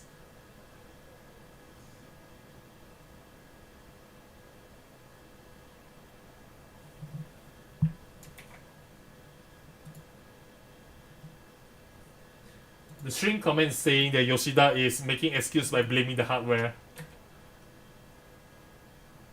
So Foxconn says that he needs to be careful. Careful. Really careful now. Oh, whoost. So yeah, Yoshida made the right decision by adjusting the camera while he lands.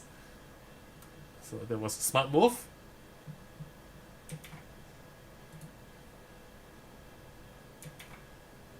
So those who are good in this platform jumping will just, briefly go like they can just like jump from here and there in no time. So I'm wondering that can I actually go with this?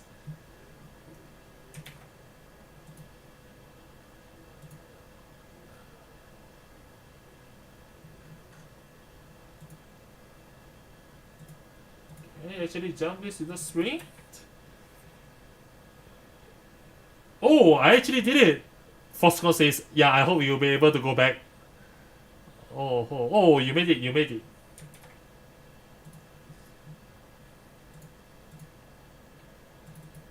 Oh, this is fantastic. Yeah, you do well. Oh, this is amazing. Well done. Yes. I see. Who's you?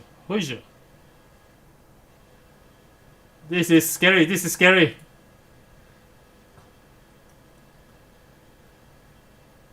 If you actually put your camera straight like that,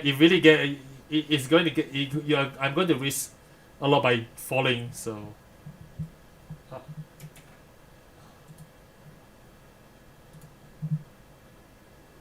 So if you actually climb the stairs, the height changes. So. And this is a really nice one, right? It's scary though, right? Yeah, sorry, just a correction here. The higher you go, the higher the chances of weather will change.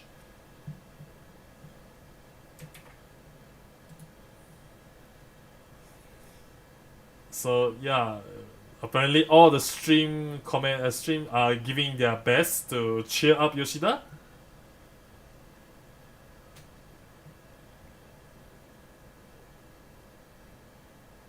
So if you actually but if you're not careful, you will fall down. Yeah, this happens often, right? This is something that happens often, right? The reason why is because they are players will usually end up being in the blunder because they know that there's something is safe below, so they thought, oh yeah, I'm definitely safe no matter what. So and they get their defenses down and end up really jumping down. And more commentary on as Yoshida climbs up higher and higher.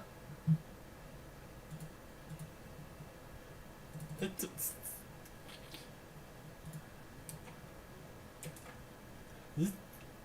and the stream comment is telling him not to lean to the wall when he escapes.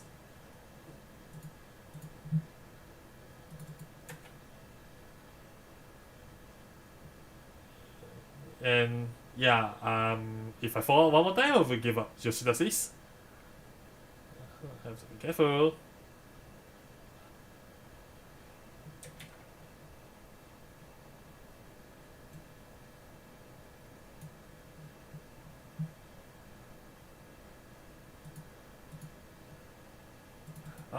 You can really fall up that high. And the stream say, yeah, he ended up failed.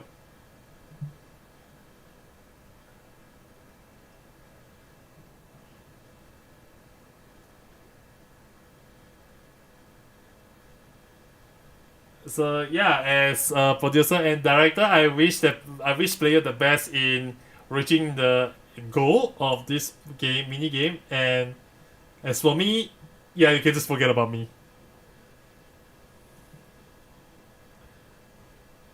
Oh, and I saw a lot of comments saying GG and all that. Yeah, this really makes me feel frustrated. So many skills today. So this will be added to the goal saucer, so if you're interested, please give it a try.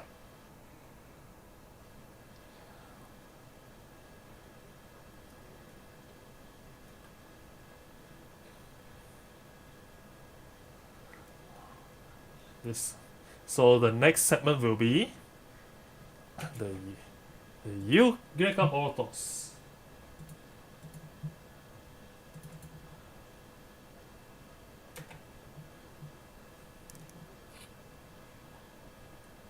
So moving on, we will have the overview of Eureka Autos, which is going to be repeated by Foxclon.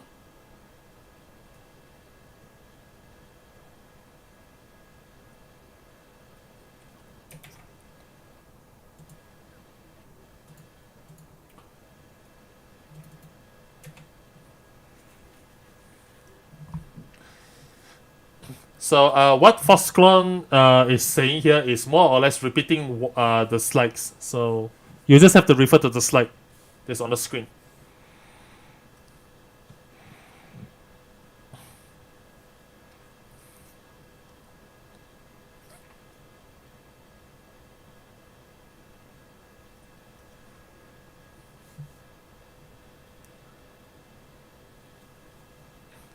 Then we'll move on to the next slide, will be how to unlock Eureka Autos.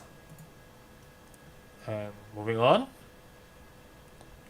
you need to go to Modona and accept the quest from Core Rabanta. And with the addition of Eureka Autos, the previous quests associated with Core Rabanta but are highly Noah and the Gift of Archmagus will be removed. So please be careful.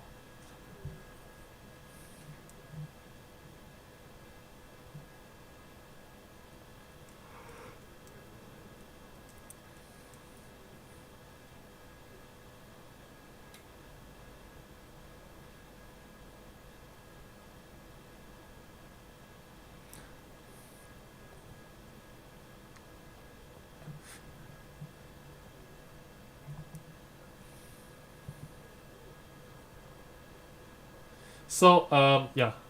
Hopefully.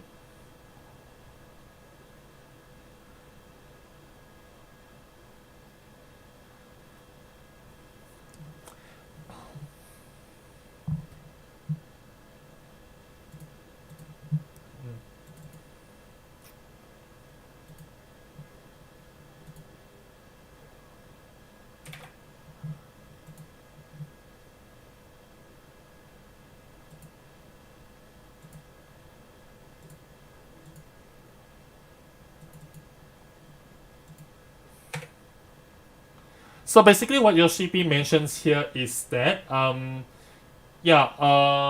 quest has been removed and the ones that were used for the weekly rewards during the AR Alliance raid, but the developers are quite fond of Core Ramanta, the NPC, and the story and the background of this NPC is actually quite well done and well written. So they thought that it's going to be a waste trying to retire the NPC, so they're giving him a new duty. The text lines at the final part of the deep dungeon will differ a bit depending on whether you have done the quest or not. So this is basically the gist of it. So moving in.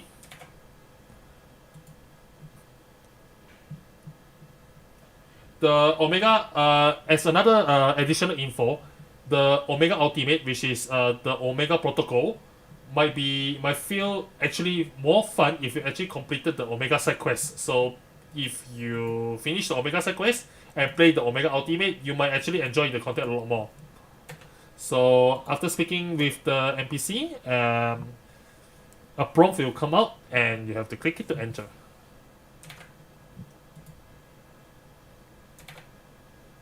Oh. This will include the cutscenes.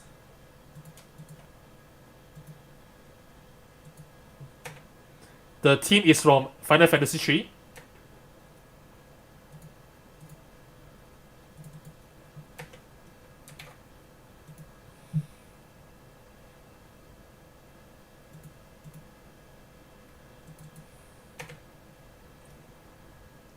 So yeah, the BGM is from Final Fantasy III.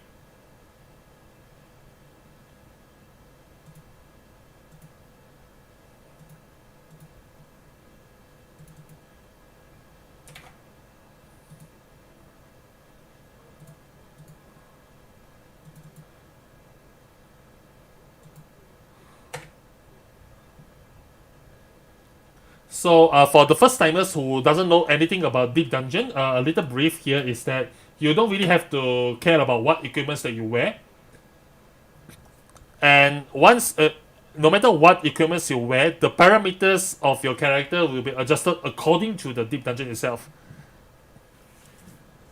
Yeah, it will be adjusted automatically, so you don't really have to care about the stats and everything. You can just proceed.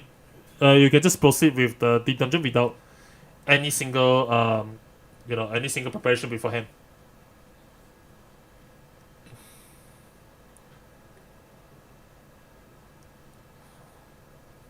So there are certain items that are unique only to Deep Dungeon itself.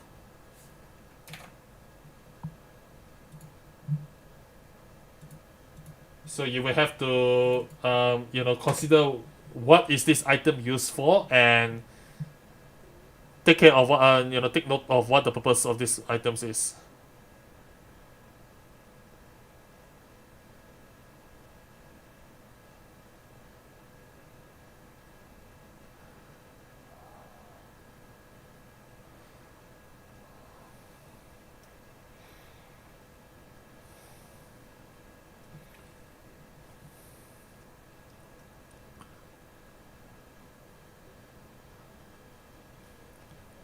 So once you open the chest that is found inside the dungeon, you will find these special items laying around. So once you use it, like for instance, once you use this item, the luck associated to it has been increased.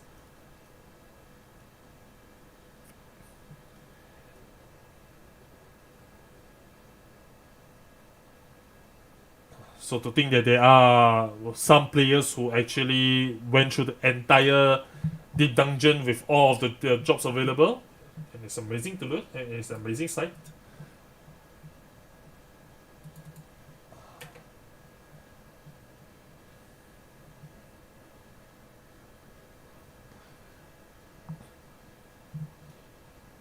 And Foxconn is usually just explain how Deep Dungeon really works, and those who are already a veteran of this content, it is pretty much working the same. So you don't really have to worry about it.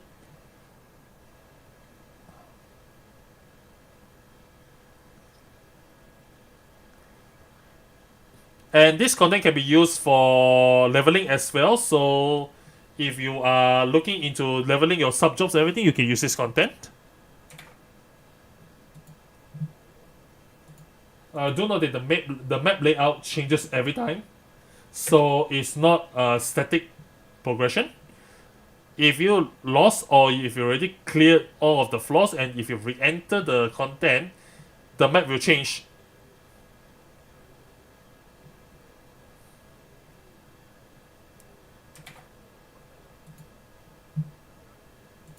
So if you actually explore deeper, you will find out that there are several traps laid out throughout the dungeon. So if you get hit by the traps, then you might get some nasty debuffs here. So please be careful where you should be walking or where you should be moving. So as you can see, I already stepped on the debuff here, so you have to be careful.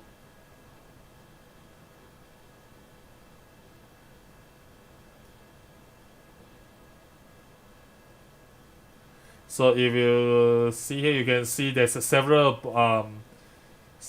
nasty type creatures laying here and there and waiting to ambush you. So you have to be very careful where you go.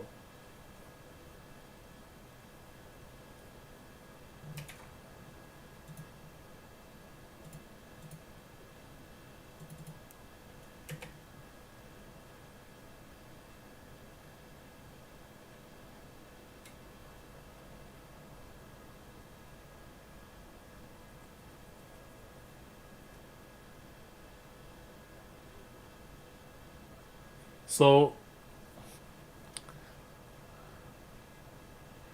those who have already cleared Deep Dungeon, Palace of the Dead, as well as Heaven on High, will find this content extremely familiar as it works as a direct or classic sequel. It's just a straight upgrade from the previous content. So the veterans won't feel left out because something has changed and everything. It works the same as the previous content before, so don't worry about it. But that said, there are also new features which includes evolution for the previous Deep Dungeons. But however, in order to proceed further, we will be going back to the real life camera and use a debugging command. The debug command.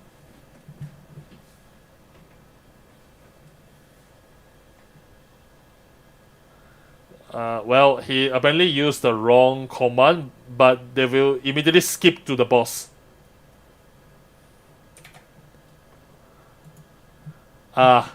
Apparently he used the wrong death command and he immediately jumped to the boss room instead. Oh well. Apparently this creature is what you have seen in the what do you call it? The trailer earlier. What happens to the floor? Why are there so many small little things scattered over there?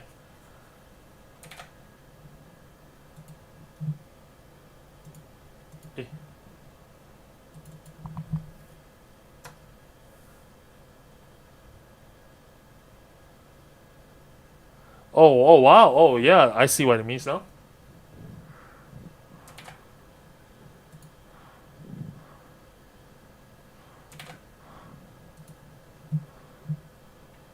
This really looks busy.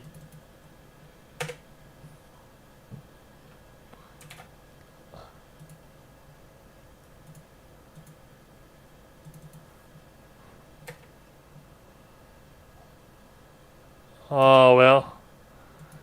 Yeah, this really looks like you're fighting a boss. Oh well, yeah, it just looks something like this, so. You can find these bosses like this as you explore further, and some boss will be go, this is a boss? This is what he does? That kind of thing, so.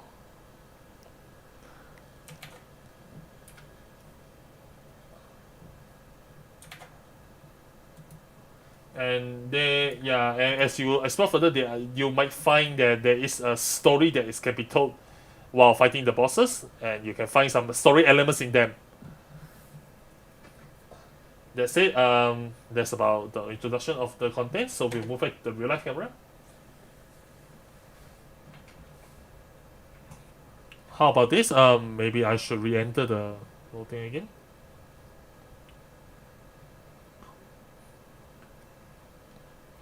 But so considering that I used the wrong death command and went into the went to the boss room immediately, so we'll have to re-enter the dungeon and introduce introduce some other parts, and yeah, apparently the order of introduction seems to be wrong. Although we did actually want to introduce the bosses anyway, it's just the order was done wrongly.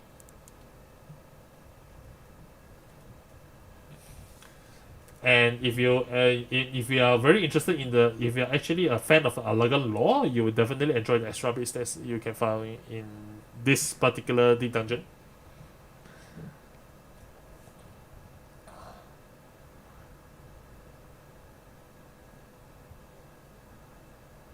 So moving on back to the game footage.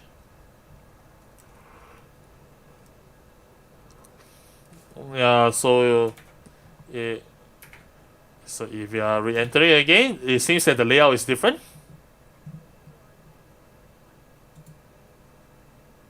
So to introduce a new element for this deep dungeon, there's this dreadnought where you get to become the dreadnought yourself. Boom. One died, and another one died.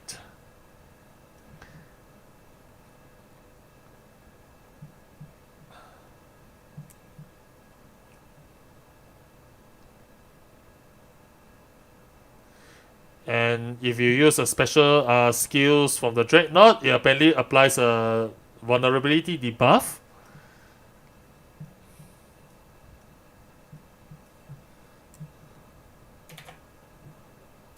So you hear. So oh wow, you get to see you saw this, right? The way he goes bang bang. Oh, but apparently I stepped on the trap. Yeah, step on the trap again. Oh no, the duration of the transformation is over. I forgot to look at the timer.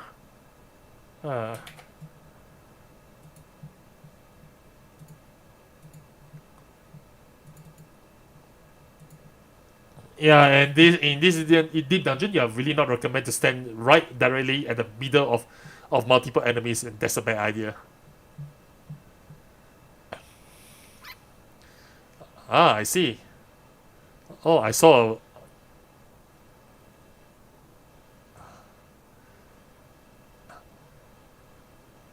I understand now. There's this particular amazing comment coming from the stream. Apparently, it's like, oh, yeah, Yoshida understands that there may be people who haven't tried the deep dungeon content yet, so he's showing everything. Oh, what a nice guy. How nice of him. Yeah, so that, he's doing everything a new player would do. Oh. So, yeah, I'm summoning a new thing. So, for those who are expert in Alagan lore, may find this familiar.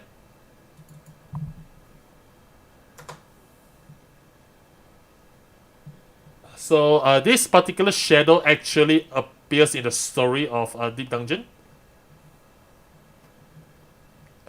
Oh wow, he seems really reliable. And if you do the Crystal Tower, you know this character.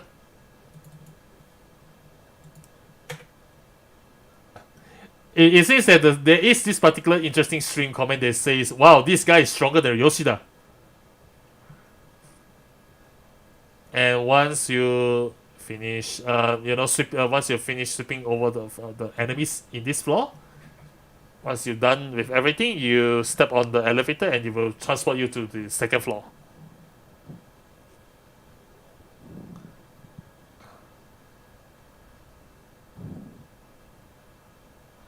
So yeah, this knockback thingy does appear in the previous DD where it says where you get a debuff says no knockback.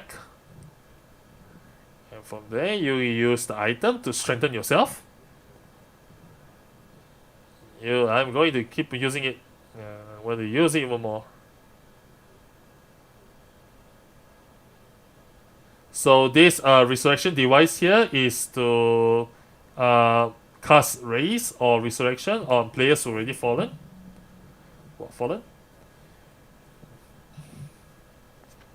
And this itself, the difficulty isn't really that hard, so you can actually do this easily if you pay attention to surroundings.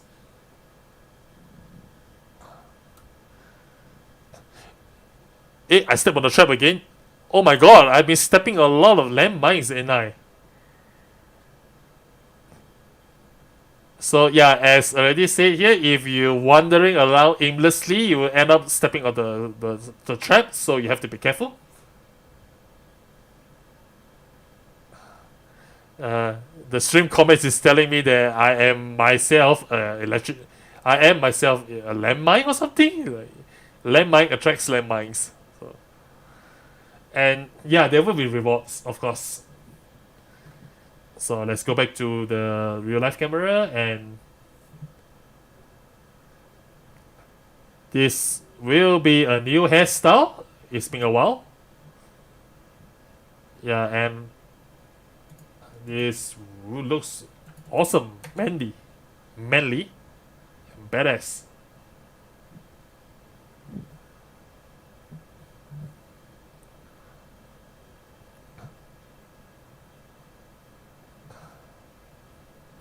And please wait a moment.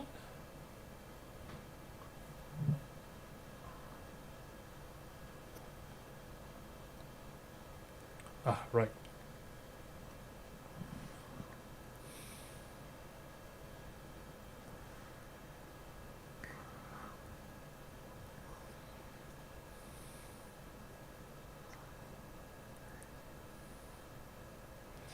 And considering we have in-game footage,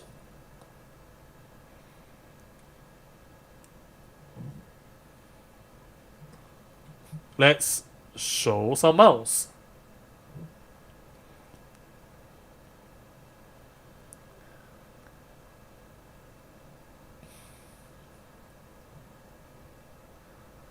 Still not now. So now we can go into the in-game footage.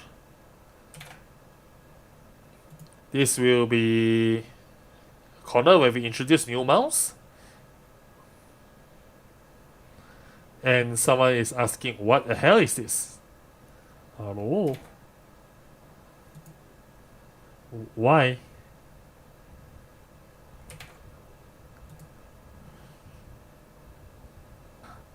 Oh, so yeah, oh, he's apparently wearing a mask on the head.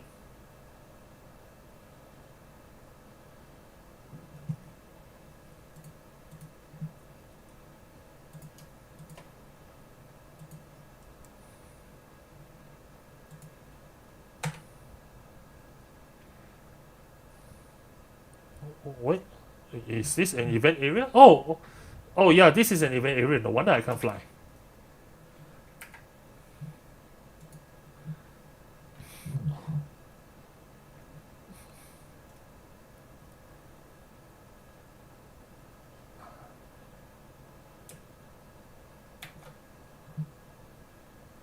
Oh wow, this looks amazing, lively.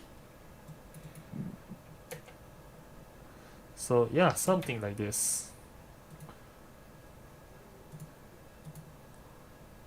So if you look at this, you can somewhat understand what it's trying to say.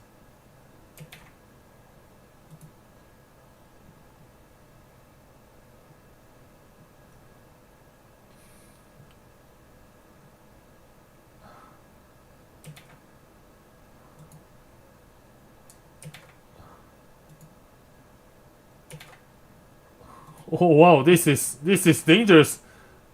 Oh, it doesn't hit anything. It doesn't hit anything.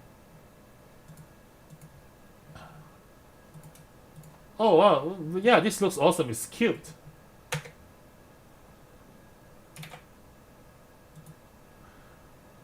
Oh, whoa, this is nice. This is nice.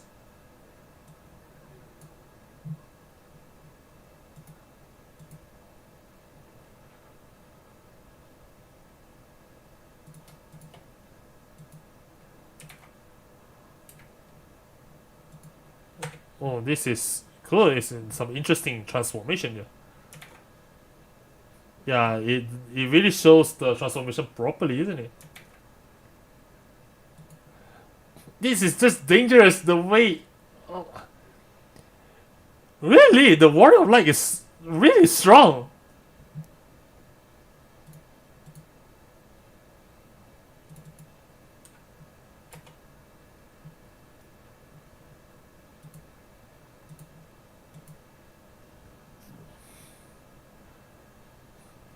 Meh.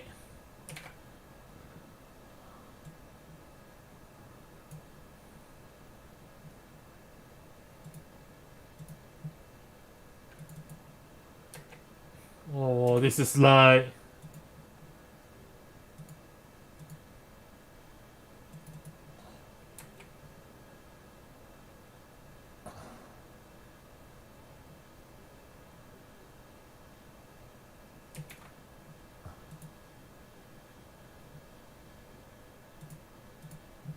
This, the golden ship will be another mount in the guild series, so you can buy this with your guild if you have a lot of money.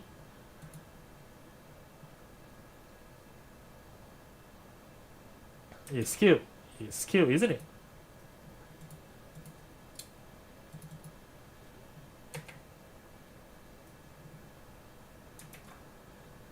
Oh wow, this is really awesome and kind of Leo?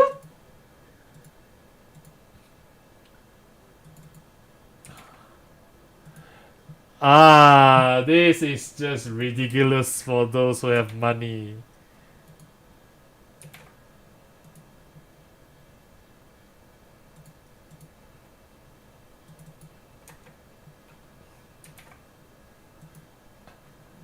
When you look at this, it's just ridiculously vulgar. Wait. Yeah, somehow something really come out in the split second. Yeah, it's really vulgar looking. It's vulgar looking.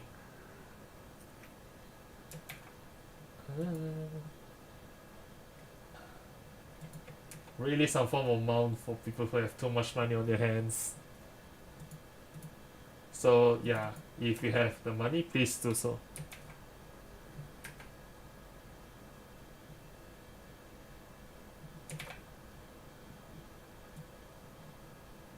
So please purchase it, and if you are able to, please do not force yourself to buy this if you do not have the means to.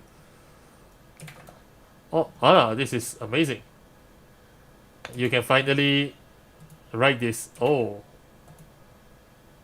if you are very familiar with that series, you should be able to know what this is. This is Blackjack. This is the mount called Blackjack, where you can buy it from the Golden Saucer. Yeah, if you have enough MGP. So if you go to the Golden Saucer and play most of the rest, if you get MGP, you should be able to get this mount. Yeah, you should have enough MGP accumulated, right?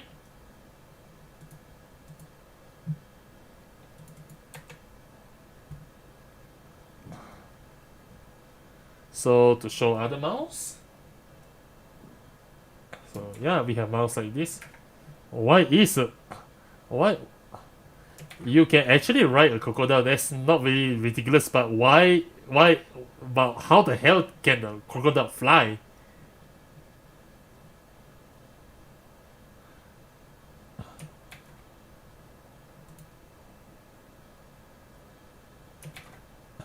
No matter how you look at it, it looks like a watermelon. Yeah, it's really been created under the image of a watermelon.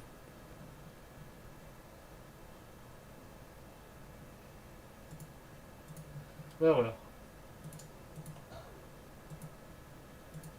So there are a lot more mounts aside from the ones introduced here. So if you find your favorite, please make your ability to purchase one.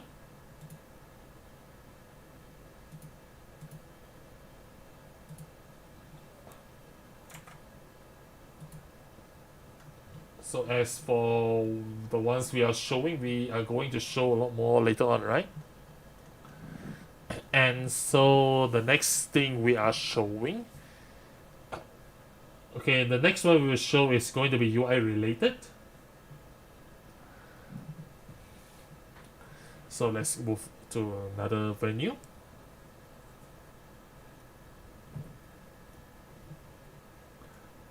Alright, let's move to in-game.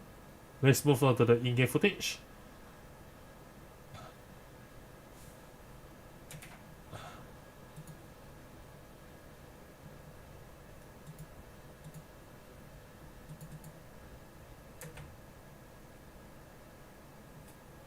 So as it's already been introduced just now, we are going to show you the function where you can compile every items that you want to and give it all at once to your retainer.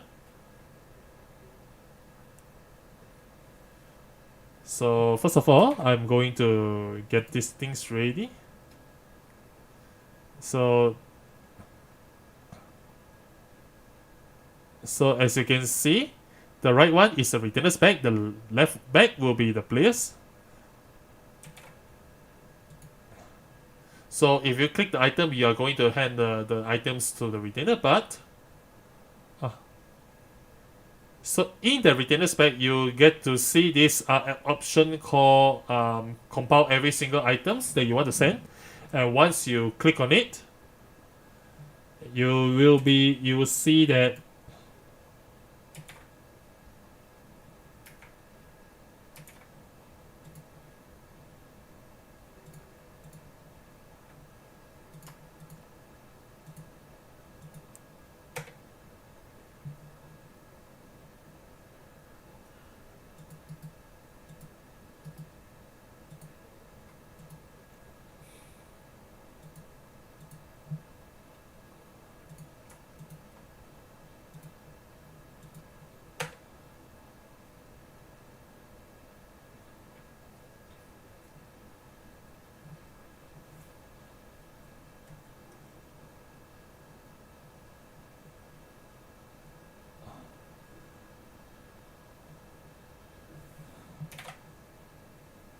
so how it works here is that you once you click the compile all items to send to retainer option, and once you click it, you'll be prompted in the video where you get to select which items you want to shift it to the retainer.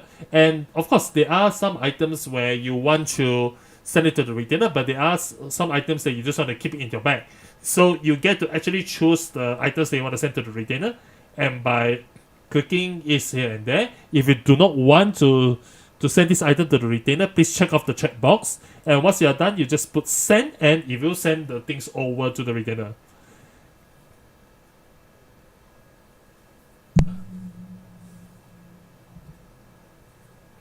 And yeah, this is taking the server engineers some time to get it done, but apparently they succeeded in making it. So this will be a feature. We will implement this for the upcoming patch. As you can see, the items that aren't on the retainer will not be transferred.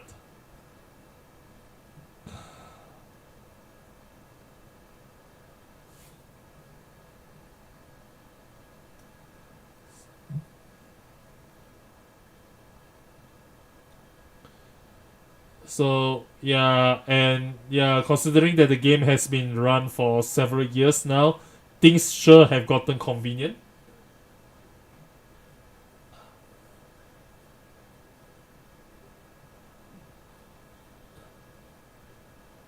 So that's all for the things they want to show on the footage today, but considering that we still have time, let's show some minions.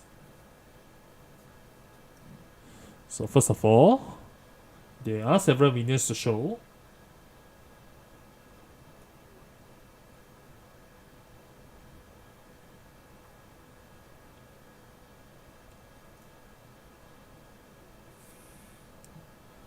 So first of all, the house decoration this time is under the theme of an onsen. Yeah, under the onsen house, or a bath house in English.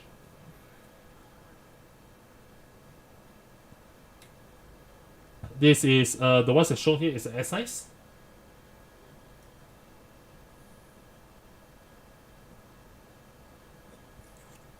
And this one shown here is the M size.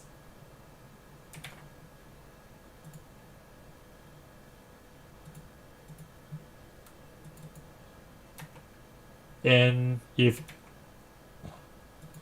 This is L size, which it seems that Kageyama is the place where Kageyama stays.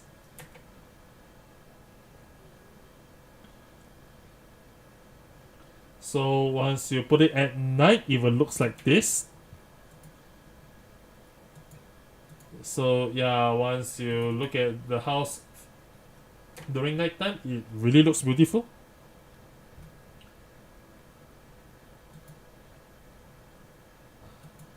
And when it comes to housing wise, let's see.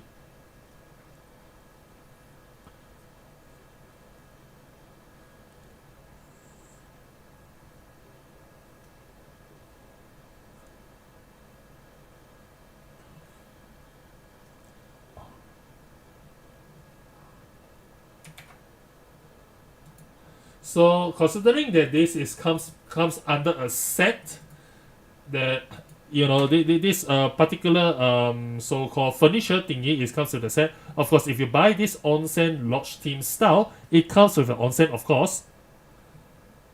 And of course, we also have this corridor, Japanese style corridor. Obviously, the onsen comes with it, of course. This also means that you actually get to enter the onsen as well. That goes with the saying.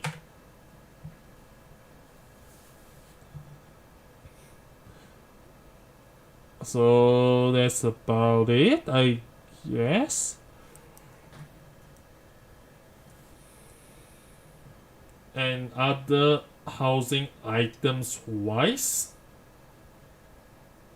and this is something that we can show, but we have kotatsu as well as a floor cushion.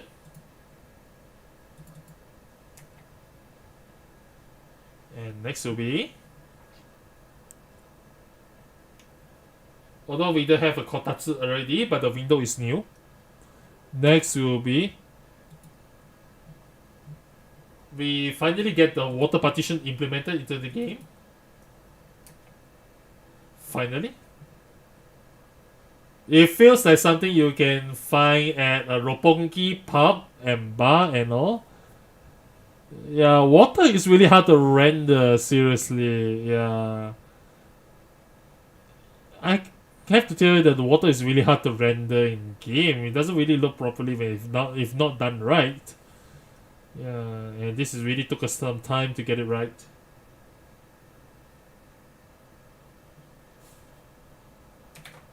This is a garden.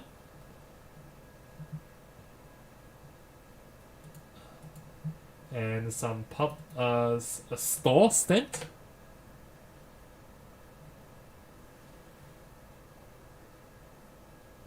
A small pool.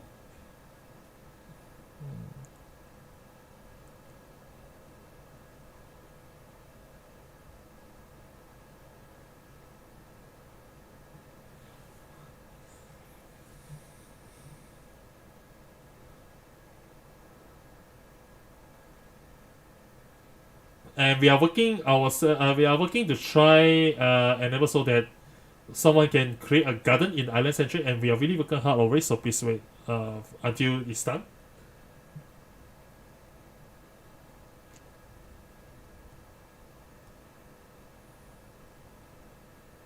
No.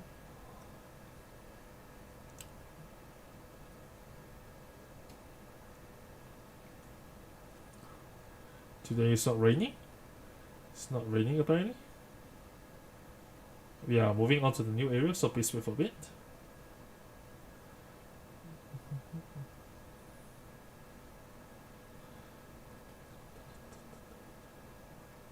So please wait for a bit.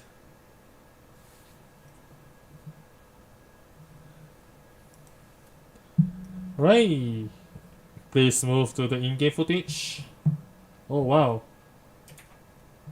Oh.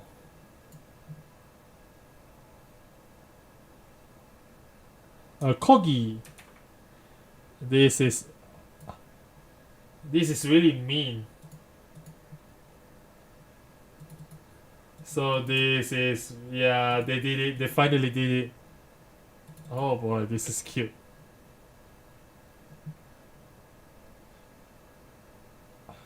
This is good. Yeah, it's really good. This is great.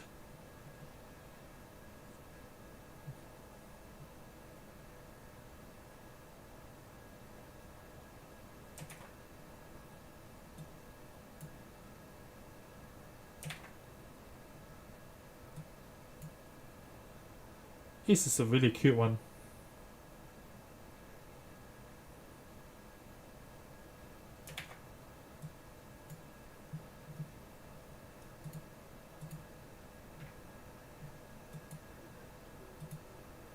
This, for the Japanese players, this might remind you of something.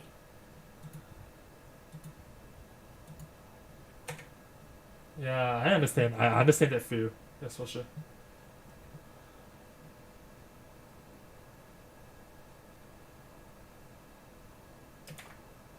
Hmm? It is a train.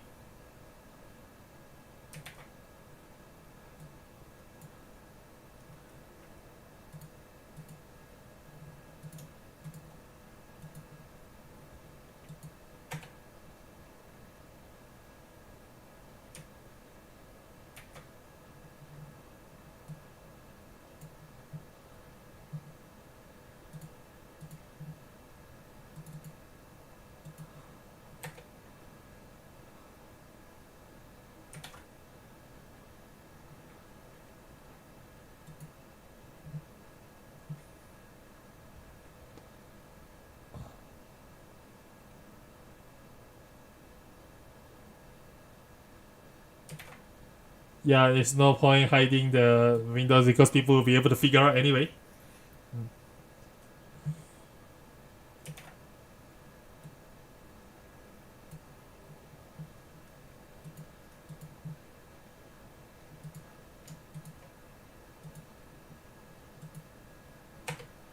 So yeah, even though some of the characters are not implemented as a minion yet, but they are already in the list, so eventually they will be implemented into the game.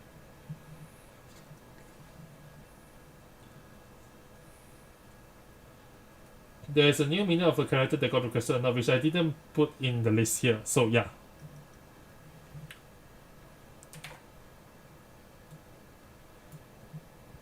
Oh wow, this really surprises me. It's really like Alak.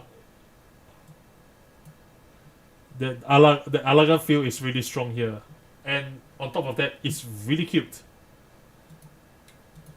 Yeah, and when it jumps, it looks as if it's trying to use something.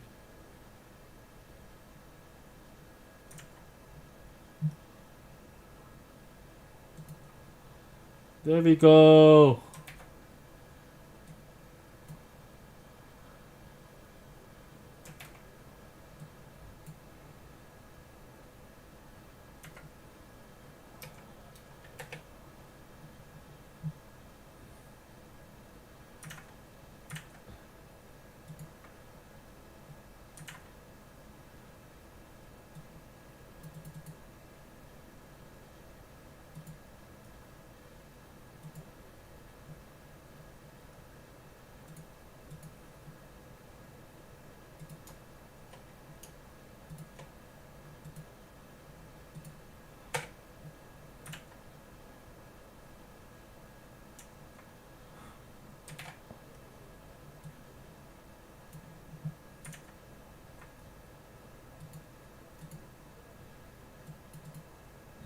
Although there are a lot more items, mounts, minions, and all that are going to implement in 6.3, but we will end our demonstration here. So, and now we are moving on to the announcement corner, and there are a lot of announcements coming up. So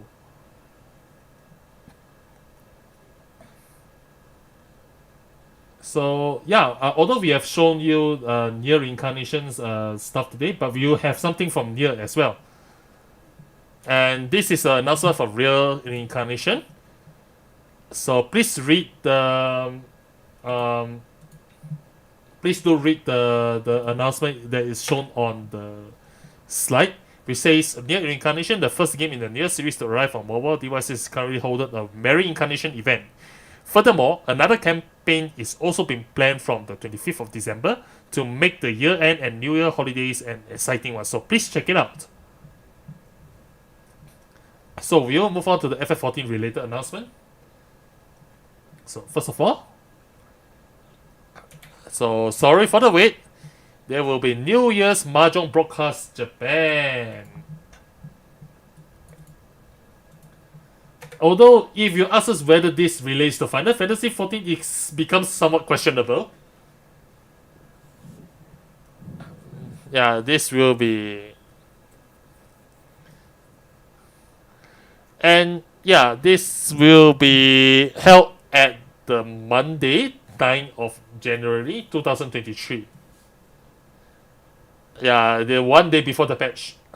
So consider this as somewhat like a the patch days eve or something like that.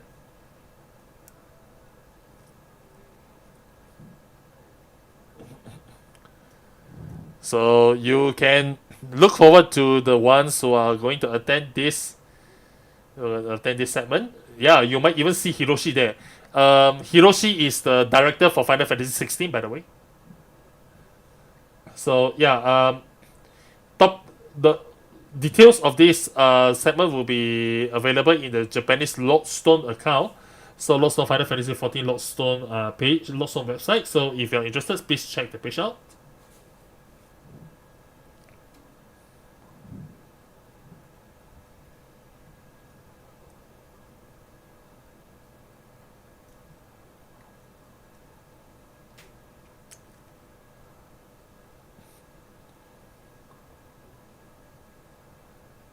So there are several guest members where yeah, they didn't appear for quite a long time, so people might feel nostalgic over it. The next announcement will be oh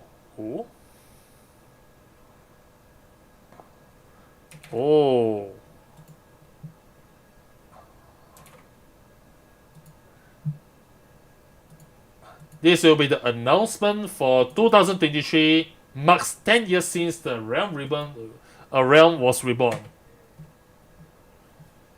So this is the Final Fantasy XIV 10th anniversary.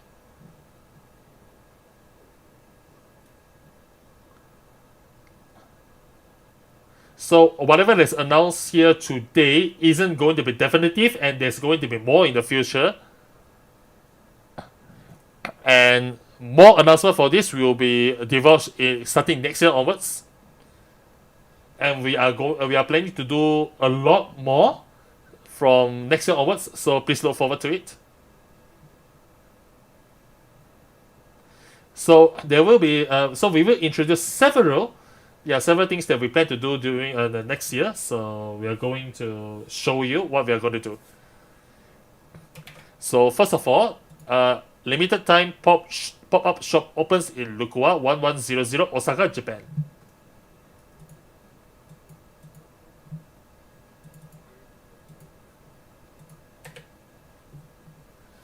A pop-up store is set to open in Lukua 1100 Osaka. Official merchandises and collaboration items with Steam Cream are planned for sale.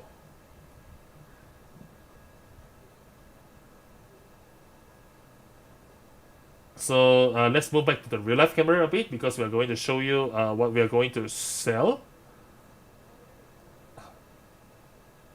So the following items here, they are shown to Yoshida, and Yoshida said this is really cute. It's a Ken design, by the way. There are more Ken designs coming up. We'll look at it. It's cute, right?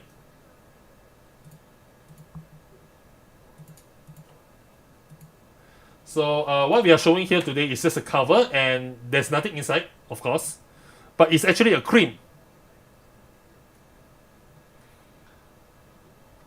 And is this a good thing? Yeah, the cream. It's a costume cream, so it's a cosmetic cream. Sorry, it's not a costume cream. It's a cosmetic cream. Is it a good thing? Yeah, Yoshida asks us if this is actually a good cosmetic cream here. Yeah, it's actually a good one. And the quality is assured. Yeah, it's actually a skincare item which sells a moisturizing cream. I have to apologize because it's not a costume cream. I heard it wrongly.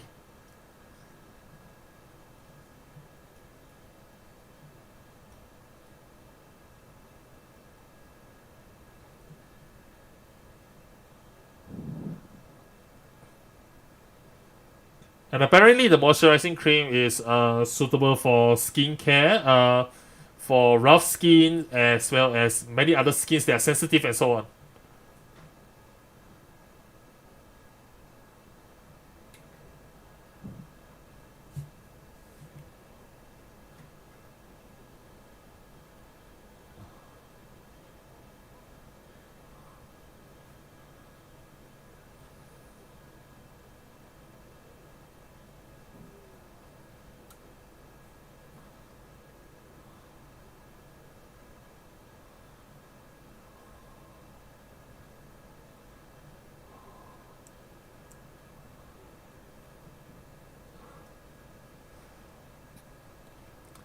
And Yoshida is actually encouraging men to be, to take care of their skin as well. So if you find your skin rashes up, or if you have a sensitive skin, or is looking to actually trying to make your skin smooth and whatnot, you should actually give it a try.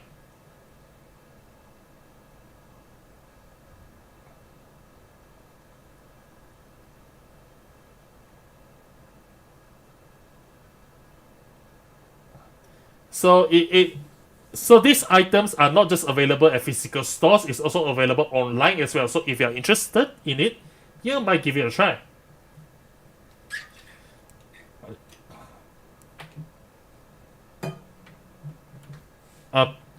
Apparently, a lot of string comments which are very sort of like detailed in the skincare as well.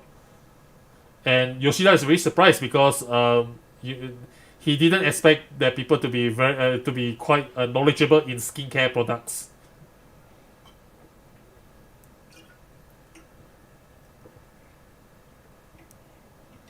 By the way, there is no statement on whether you can get this outside Japan, so please wait for further announcements.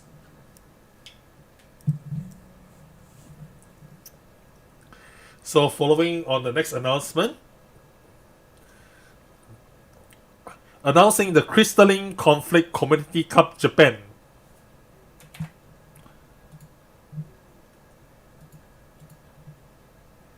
Since this Community Cup itself is already held in North America and Europe, as European countries, they are bringing this event to Japan itself.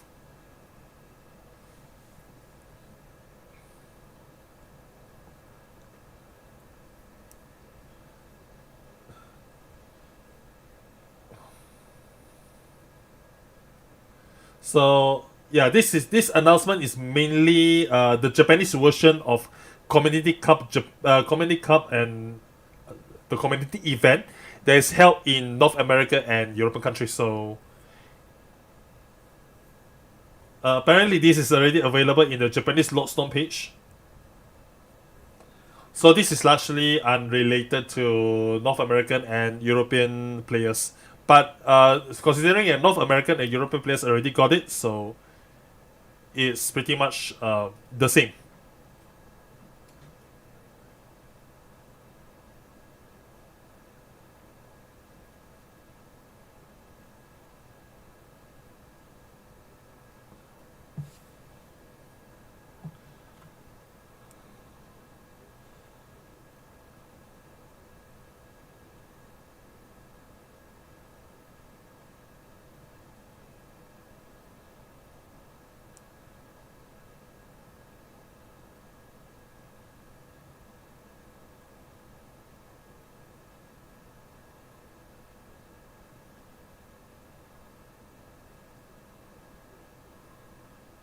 So moving on to the next announcement.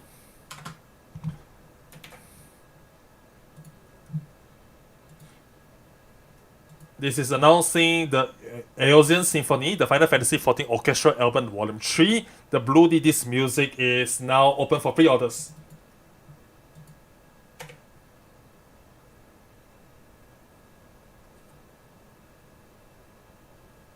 And this will cover all the songs that was performed in the Aeolian Symphony Orchestra concert that took place last week. And we are working really hard to make sure that the Aeolian Symphony is available soon. So if you're interested, please give it a thought.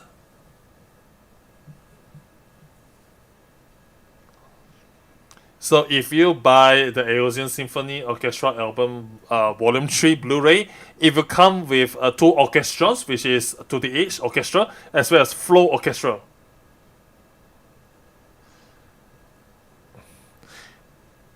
Yeah, the specific website has been created for this, and the track list has already been listed. So if you're interested to know what has been performed there, please give it a check as well.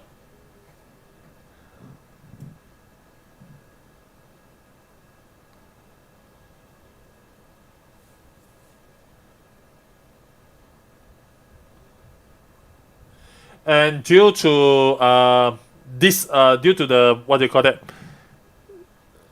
Okay, due to the space issues and the restriction of how much a Blu-ray Blu-ray disc can handle, there will be some content cut off from the orchestra concert. So, pretty unfortunate, but they have to do with this. They try to fit in as many as they can, but if they can't fit every single segment of what's happening in the orchestra concert, sorry that they have to do this because they need to do this to fit everything into the disc. And of course, the orchestra concert will be open for North American as well as Europe. Yay! So for those who are interested in going to the orchestra concert in Las Vegas,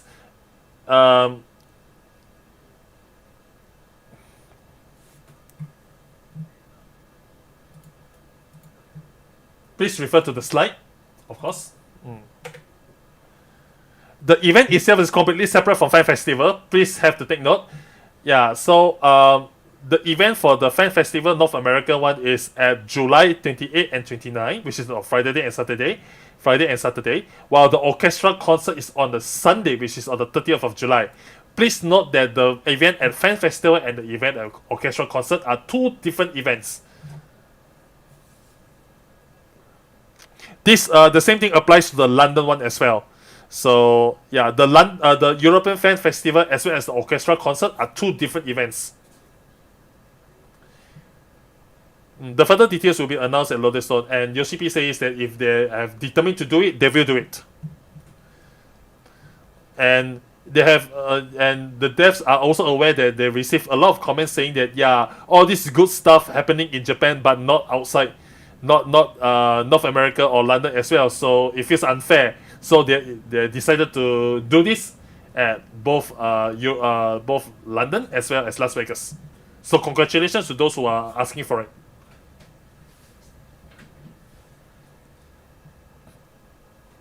So once every details has been hashed out, they will announce in the Lodestone. So please check the Lodestone topics that is according to your area and your region. And the next announcement will be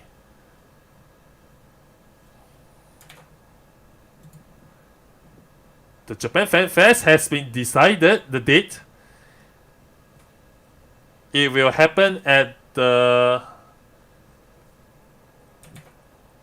Japan Fan Festival the dates for the Japan Fan Festival has been decided. It will be on the 7th and 8th of January 2024 in Tokyo Dome. Finally.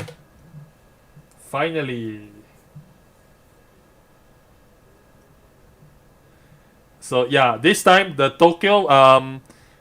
Fan Fest will be held in Tokyo Dome. To give you a scale of what Tokyo Dome is like, it's like holding a fan festival in Madison Square Garden.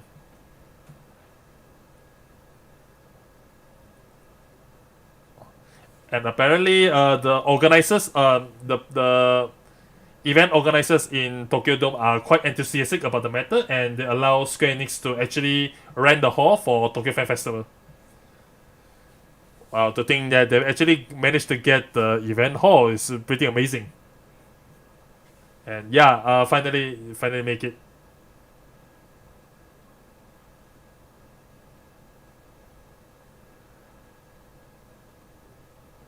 And since this is a 10th year anniversary, and on top of that, is a game that is made so big thanks to the players, and so which is why they are holding the Japan festival in such a huge venue, in such a large scale venue. This is like, yeah, it's one of the dream come true, and as well as one part of the celebration for the 10 years as well.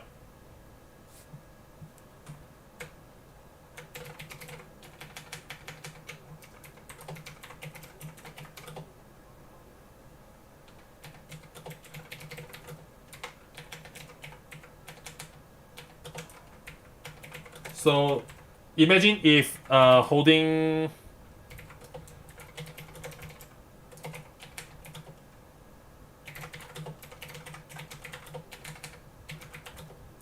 the primers actually get to host in this like large scale event. Is really amazing.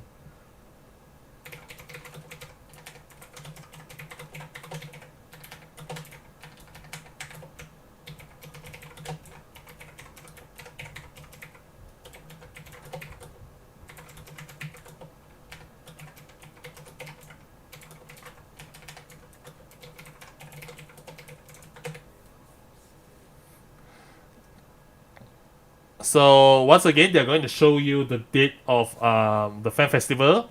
Once again.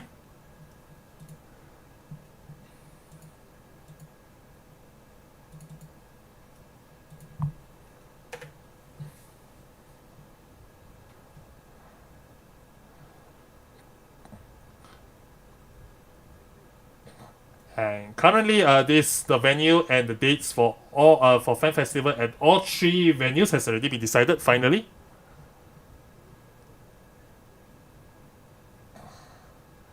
So yeah, Yoshida is wondering that after dancing all their way from Las Vegas to London, Excel London, and are they going to are these old man and woman you going to dance at Tokyo Dome?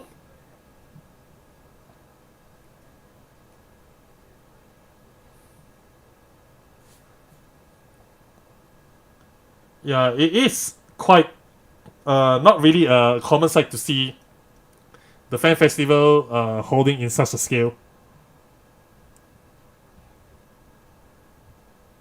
Yeah, and regardless, we are working on the details for this matter. So yeah, please stay tuned for further details. Once they are done, they will announce it in the Lodestone website. Moving on to the next announcement. This will be the list of recent important announcements as of December 2022. Once that is over there is the recommencement of the automatic demolition.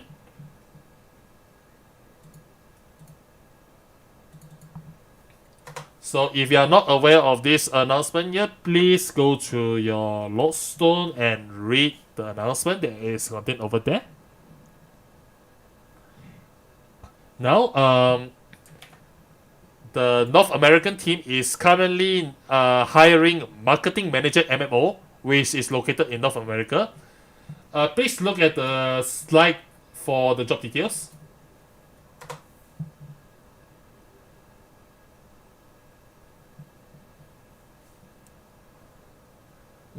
So currently, in order to expand the game in the they're going to expand for the game even wider and available even wider accessibility.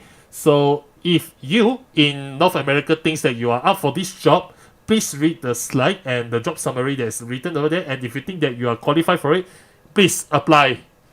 Yoshida is encouraging those who are living in North America to apply for this.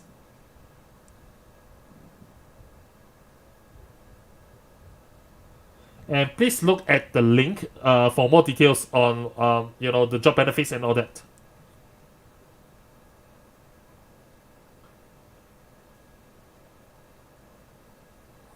So if you think that you are up for the job, please give it a try. No harm giving it a try. And next will be This announcement was already listed just now, but the Heavenstone event details has been announced, which is scheduled to begin on Saturday, December 31st, 2022 at 7 a.m. 7 a.m. which is PST, 3 p.m. GMT, and 2 a.m. AEDT, which is Australian Standard Time, January 1st, and so on.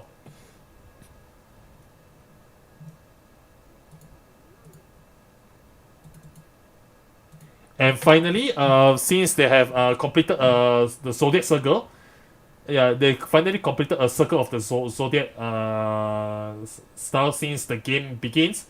And so, because of this, the rewards for them will be slightly special.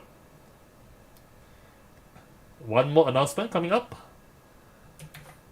As usual, there will be 6.3 patch note reading.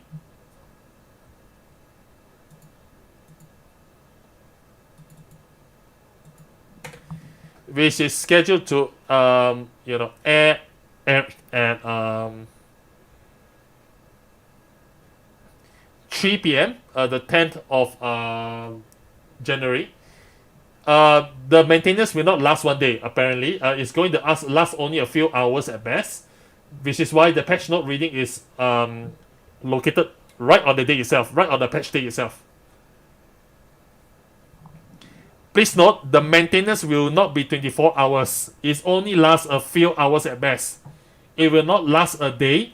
It will not last overnight. So you are so for Japanese people, for Japanese players, they will be able to play at around 6 p.m. But the maintenance will start at early in the morning, so which is good because most Japanese players are going to work during that day, while North Americans and European players, they just need to wait a few hours at best.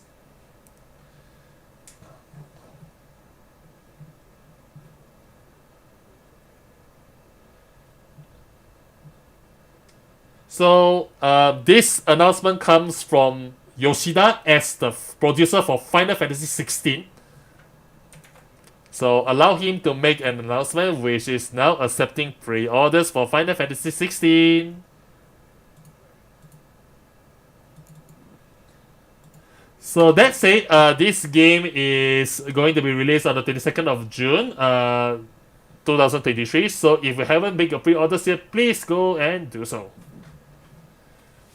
And currently available hot. So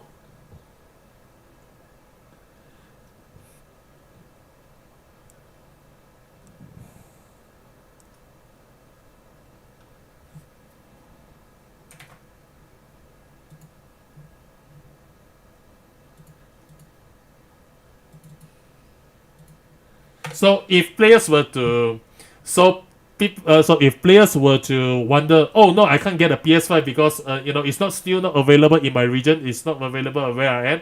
So please calm down.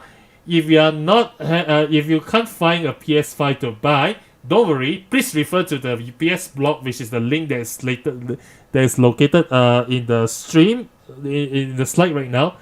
Please access that and read the whole interview so that once you read it, you can be rest assured that the short supply for PS5 is going to end really soon. This is just about the PS5 supply in Japan. So if your region is not affected, this is irrelevant to you.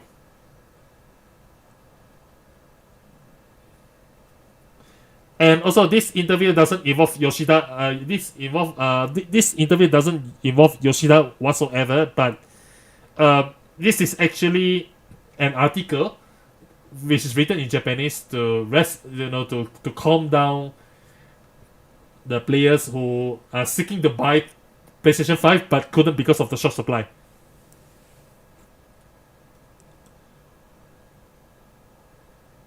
By the way, they got the permission to post it, so yeah. So this will be the end of the announcement for today. Finally. This is fun, but starting to... Oh boy. So if you are looking into supporting Yoshida, who is working as a producer at Final Fantasy 16, please. Yeah. Yeah, and Yoshida thanks everyone for showing your support, as usual.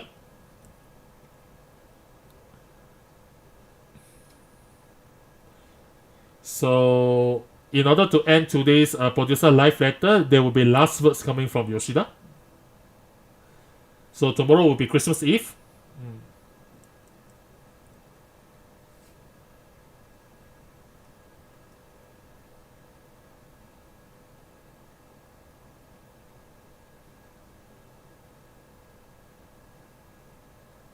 So considering that the year is about to end, there's a lot that happened that you really, makes Yoshida, gives you a lot of things to reflect on.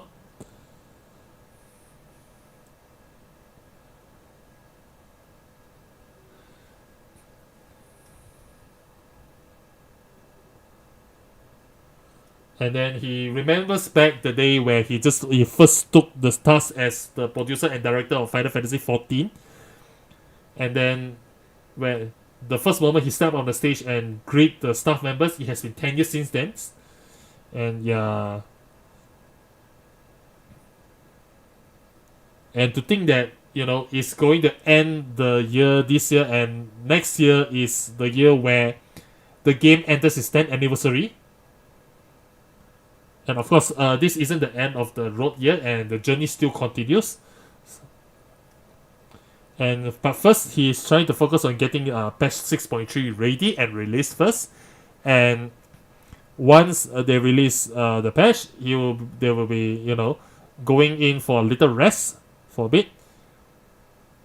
And after recharge from after getting the rest and recharge, they will begin another journey, and to ensure that everyone will enjoy the 10th anniversary, the things that is coming for 10th anniversary. So yeah, they are going to do their best, and once they got a good rest, once they're getting fully recharged, it's time for them to go full speed ahead and deliver the best memories that you can get for this upcoming 10th anniversary. So the announcement that's shown just now is not just the announcement it's not the announcement that's come for 10th anniversary. There's going to be more in the future, so you can look forward to it. And lastly, that goes without saying, Yoshida thanks everyone, every single players, for looking after him and giving him the support that he needs. So thank you very much. Once again, Yoshida thanks the players for giving him the most another nice memories for the year.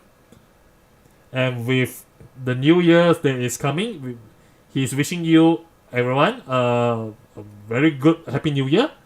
And those who are celebrating Christmas, Merry Christmas everyone. And thus the next segment that he will see the players will be during the Mahjong segment, which I think that most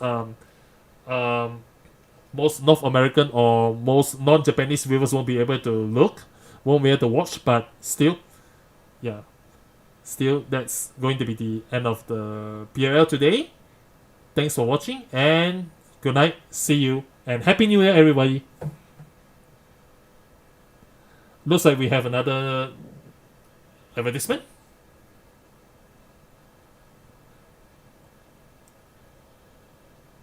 This will be the trailer to the Mahjong segment that's going to air at the 9th of January 2023.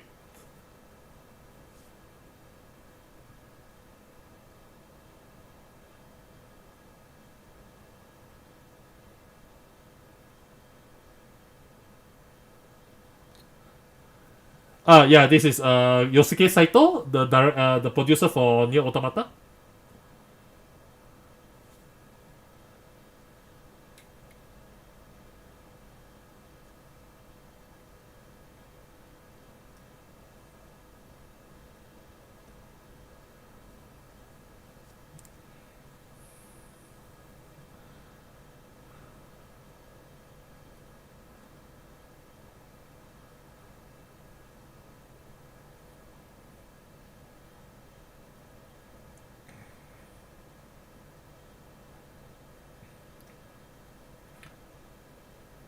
Alright.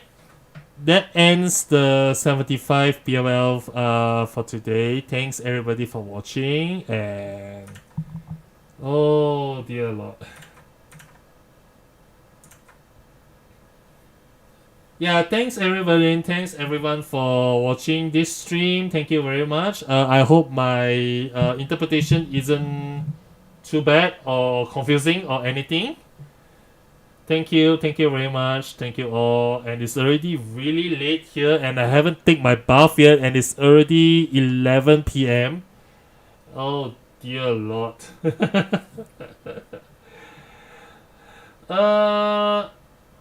May I know how long is how many hours has it been? How many hours has it been? It's been 3 hours now. 3 hours and 15 minutes. So yeah, thanks everyone for thanks everyone for watching this stream. And yeah, thank you. That's the best. Yeah, you are the best as well, because you actually took your time to watch this and bear with me for 3 hours and 15 minutes. Yeah, you are the best as well. Because yeah, throughout the so-called treasure hunt, as well as the the new golden saucer mini game. Yeah, thanks mate. Thank you everybody. Actually, yeah, thanks everyone. For those who are still watching this stream, thank you very much. And it's going to be Christmas Eve soon, so Merry Christmas and a Happy New Year. I hope you all have a great year ahead, and hopefully you will get to enjoy Final Fantasy 14 a lot more in the future. Yeah, amazing for doing this. You make the PLLs reading rich for English players. Thank you. Actually, I'm not really that good of an interpreter yet, but I always do my best to improve myself, and hopefully, who knows, one day I will be able to translate it without paying too much time trying to think of how to cover their words and all that. Yeah, take care. German players with some English skills. Yeah. Oh, German players with some English skills. Right. Thank you. Yeah. I'm actually not from Germany. I'm actually from Malaysia, which is one of the countries in Southeast Asia. So if you're watching this stream, thank you very much for attending. Yeah. Okay. So this is the end of the line here. I will be ending this stream soon. So for those who are here, thank you very much, and I will see you next year. Merry Christmas and a Happy New Year. Bye.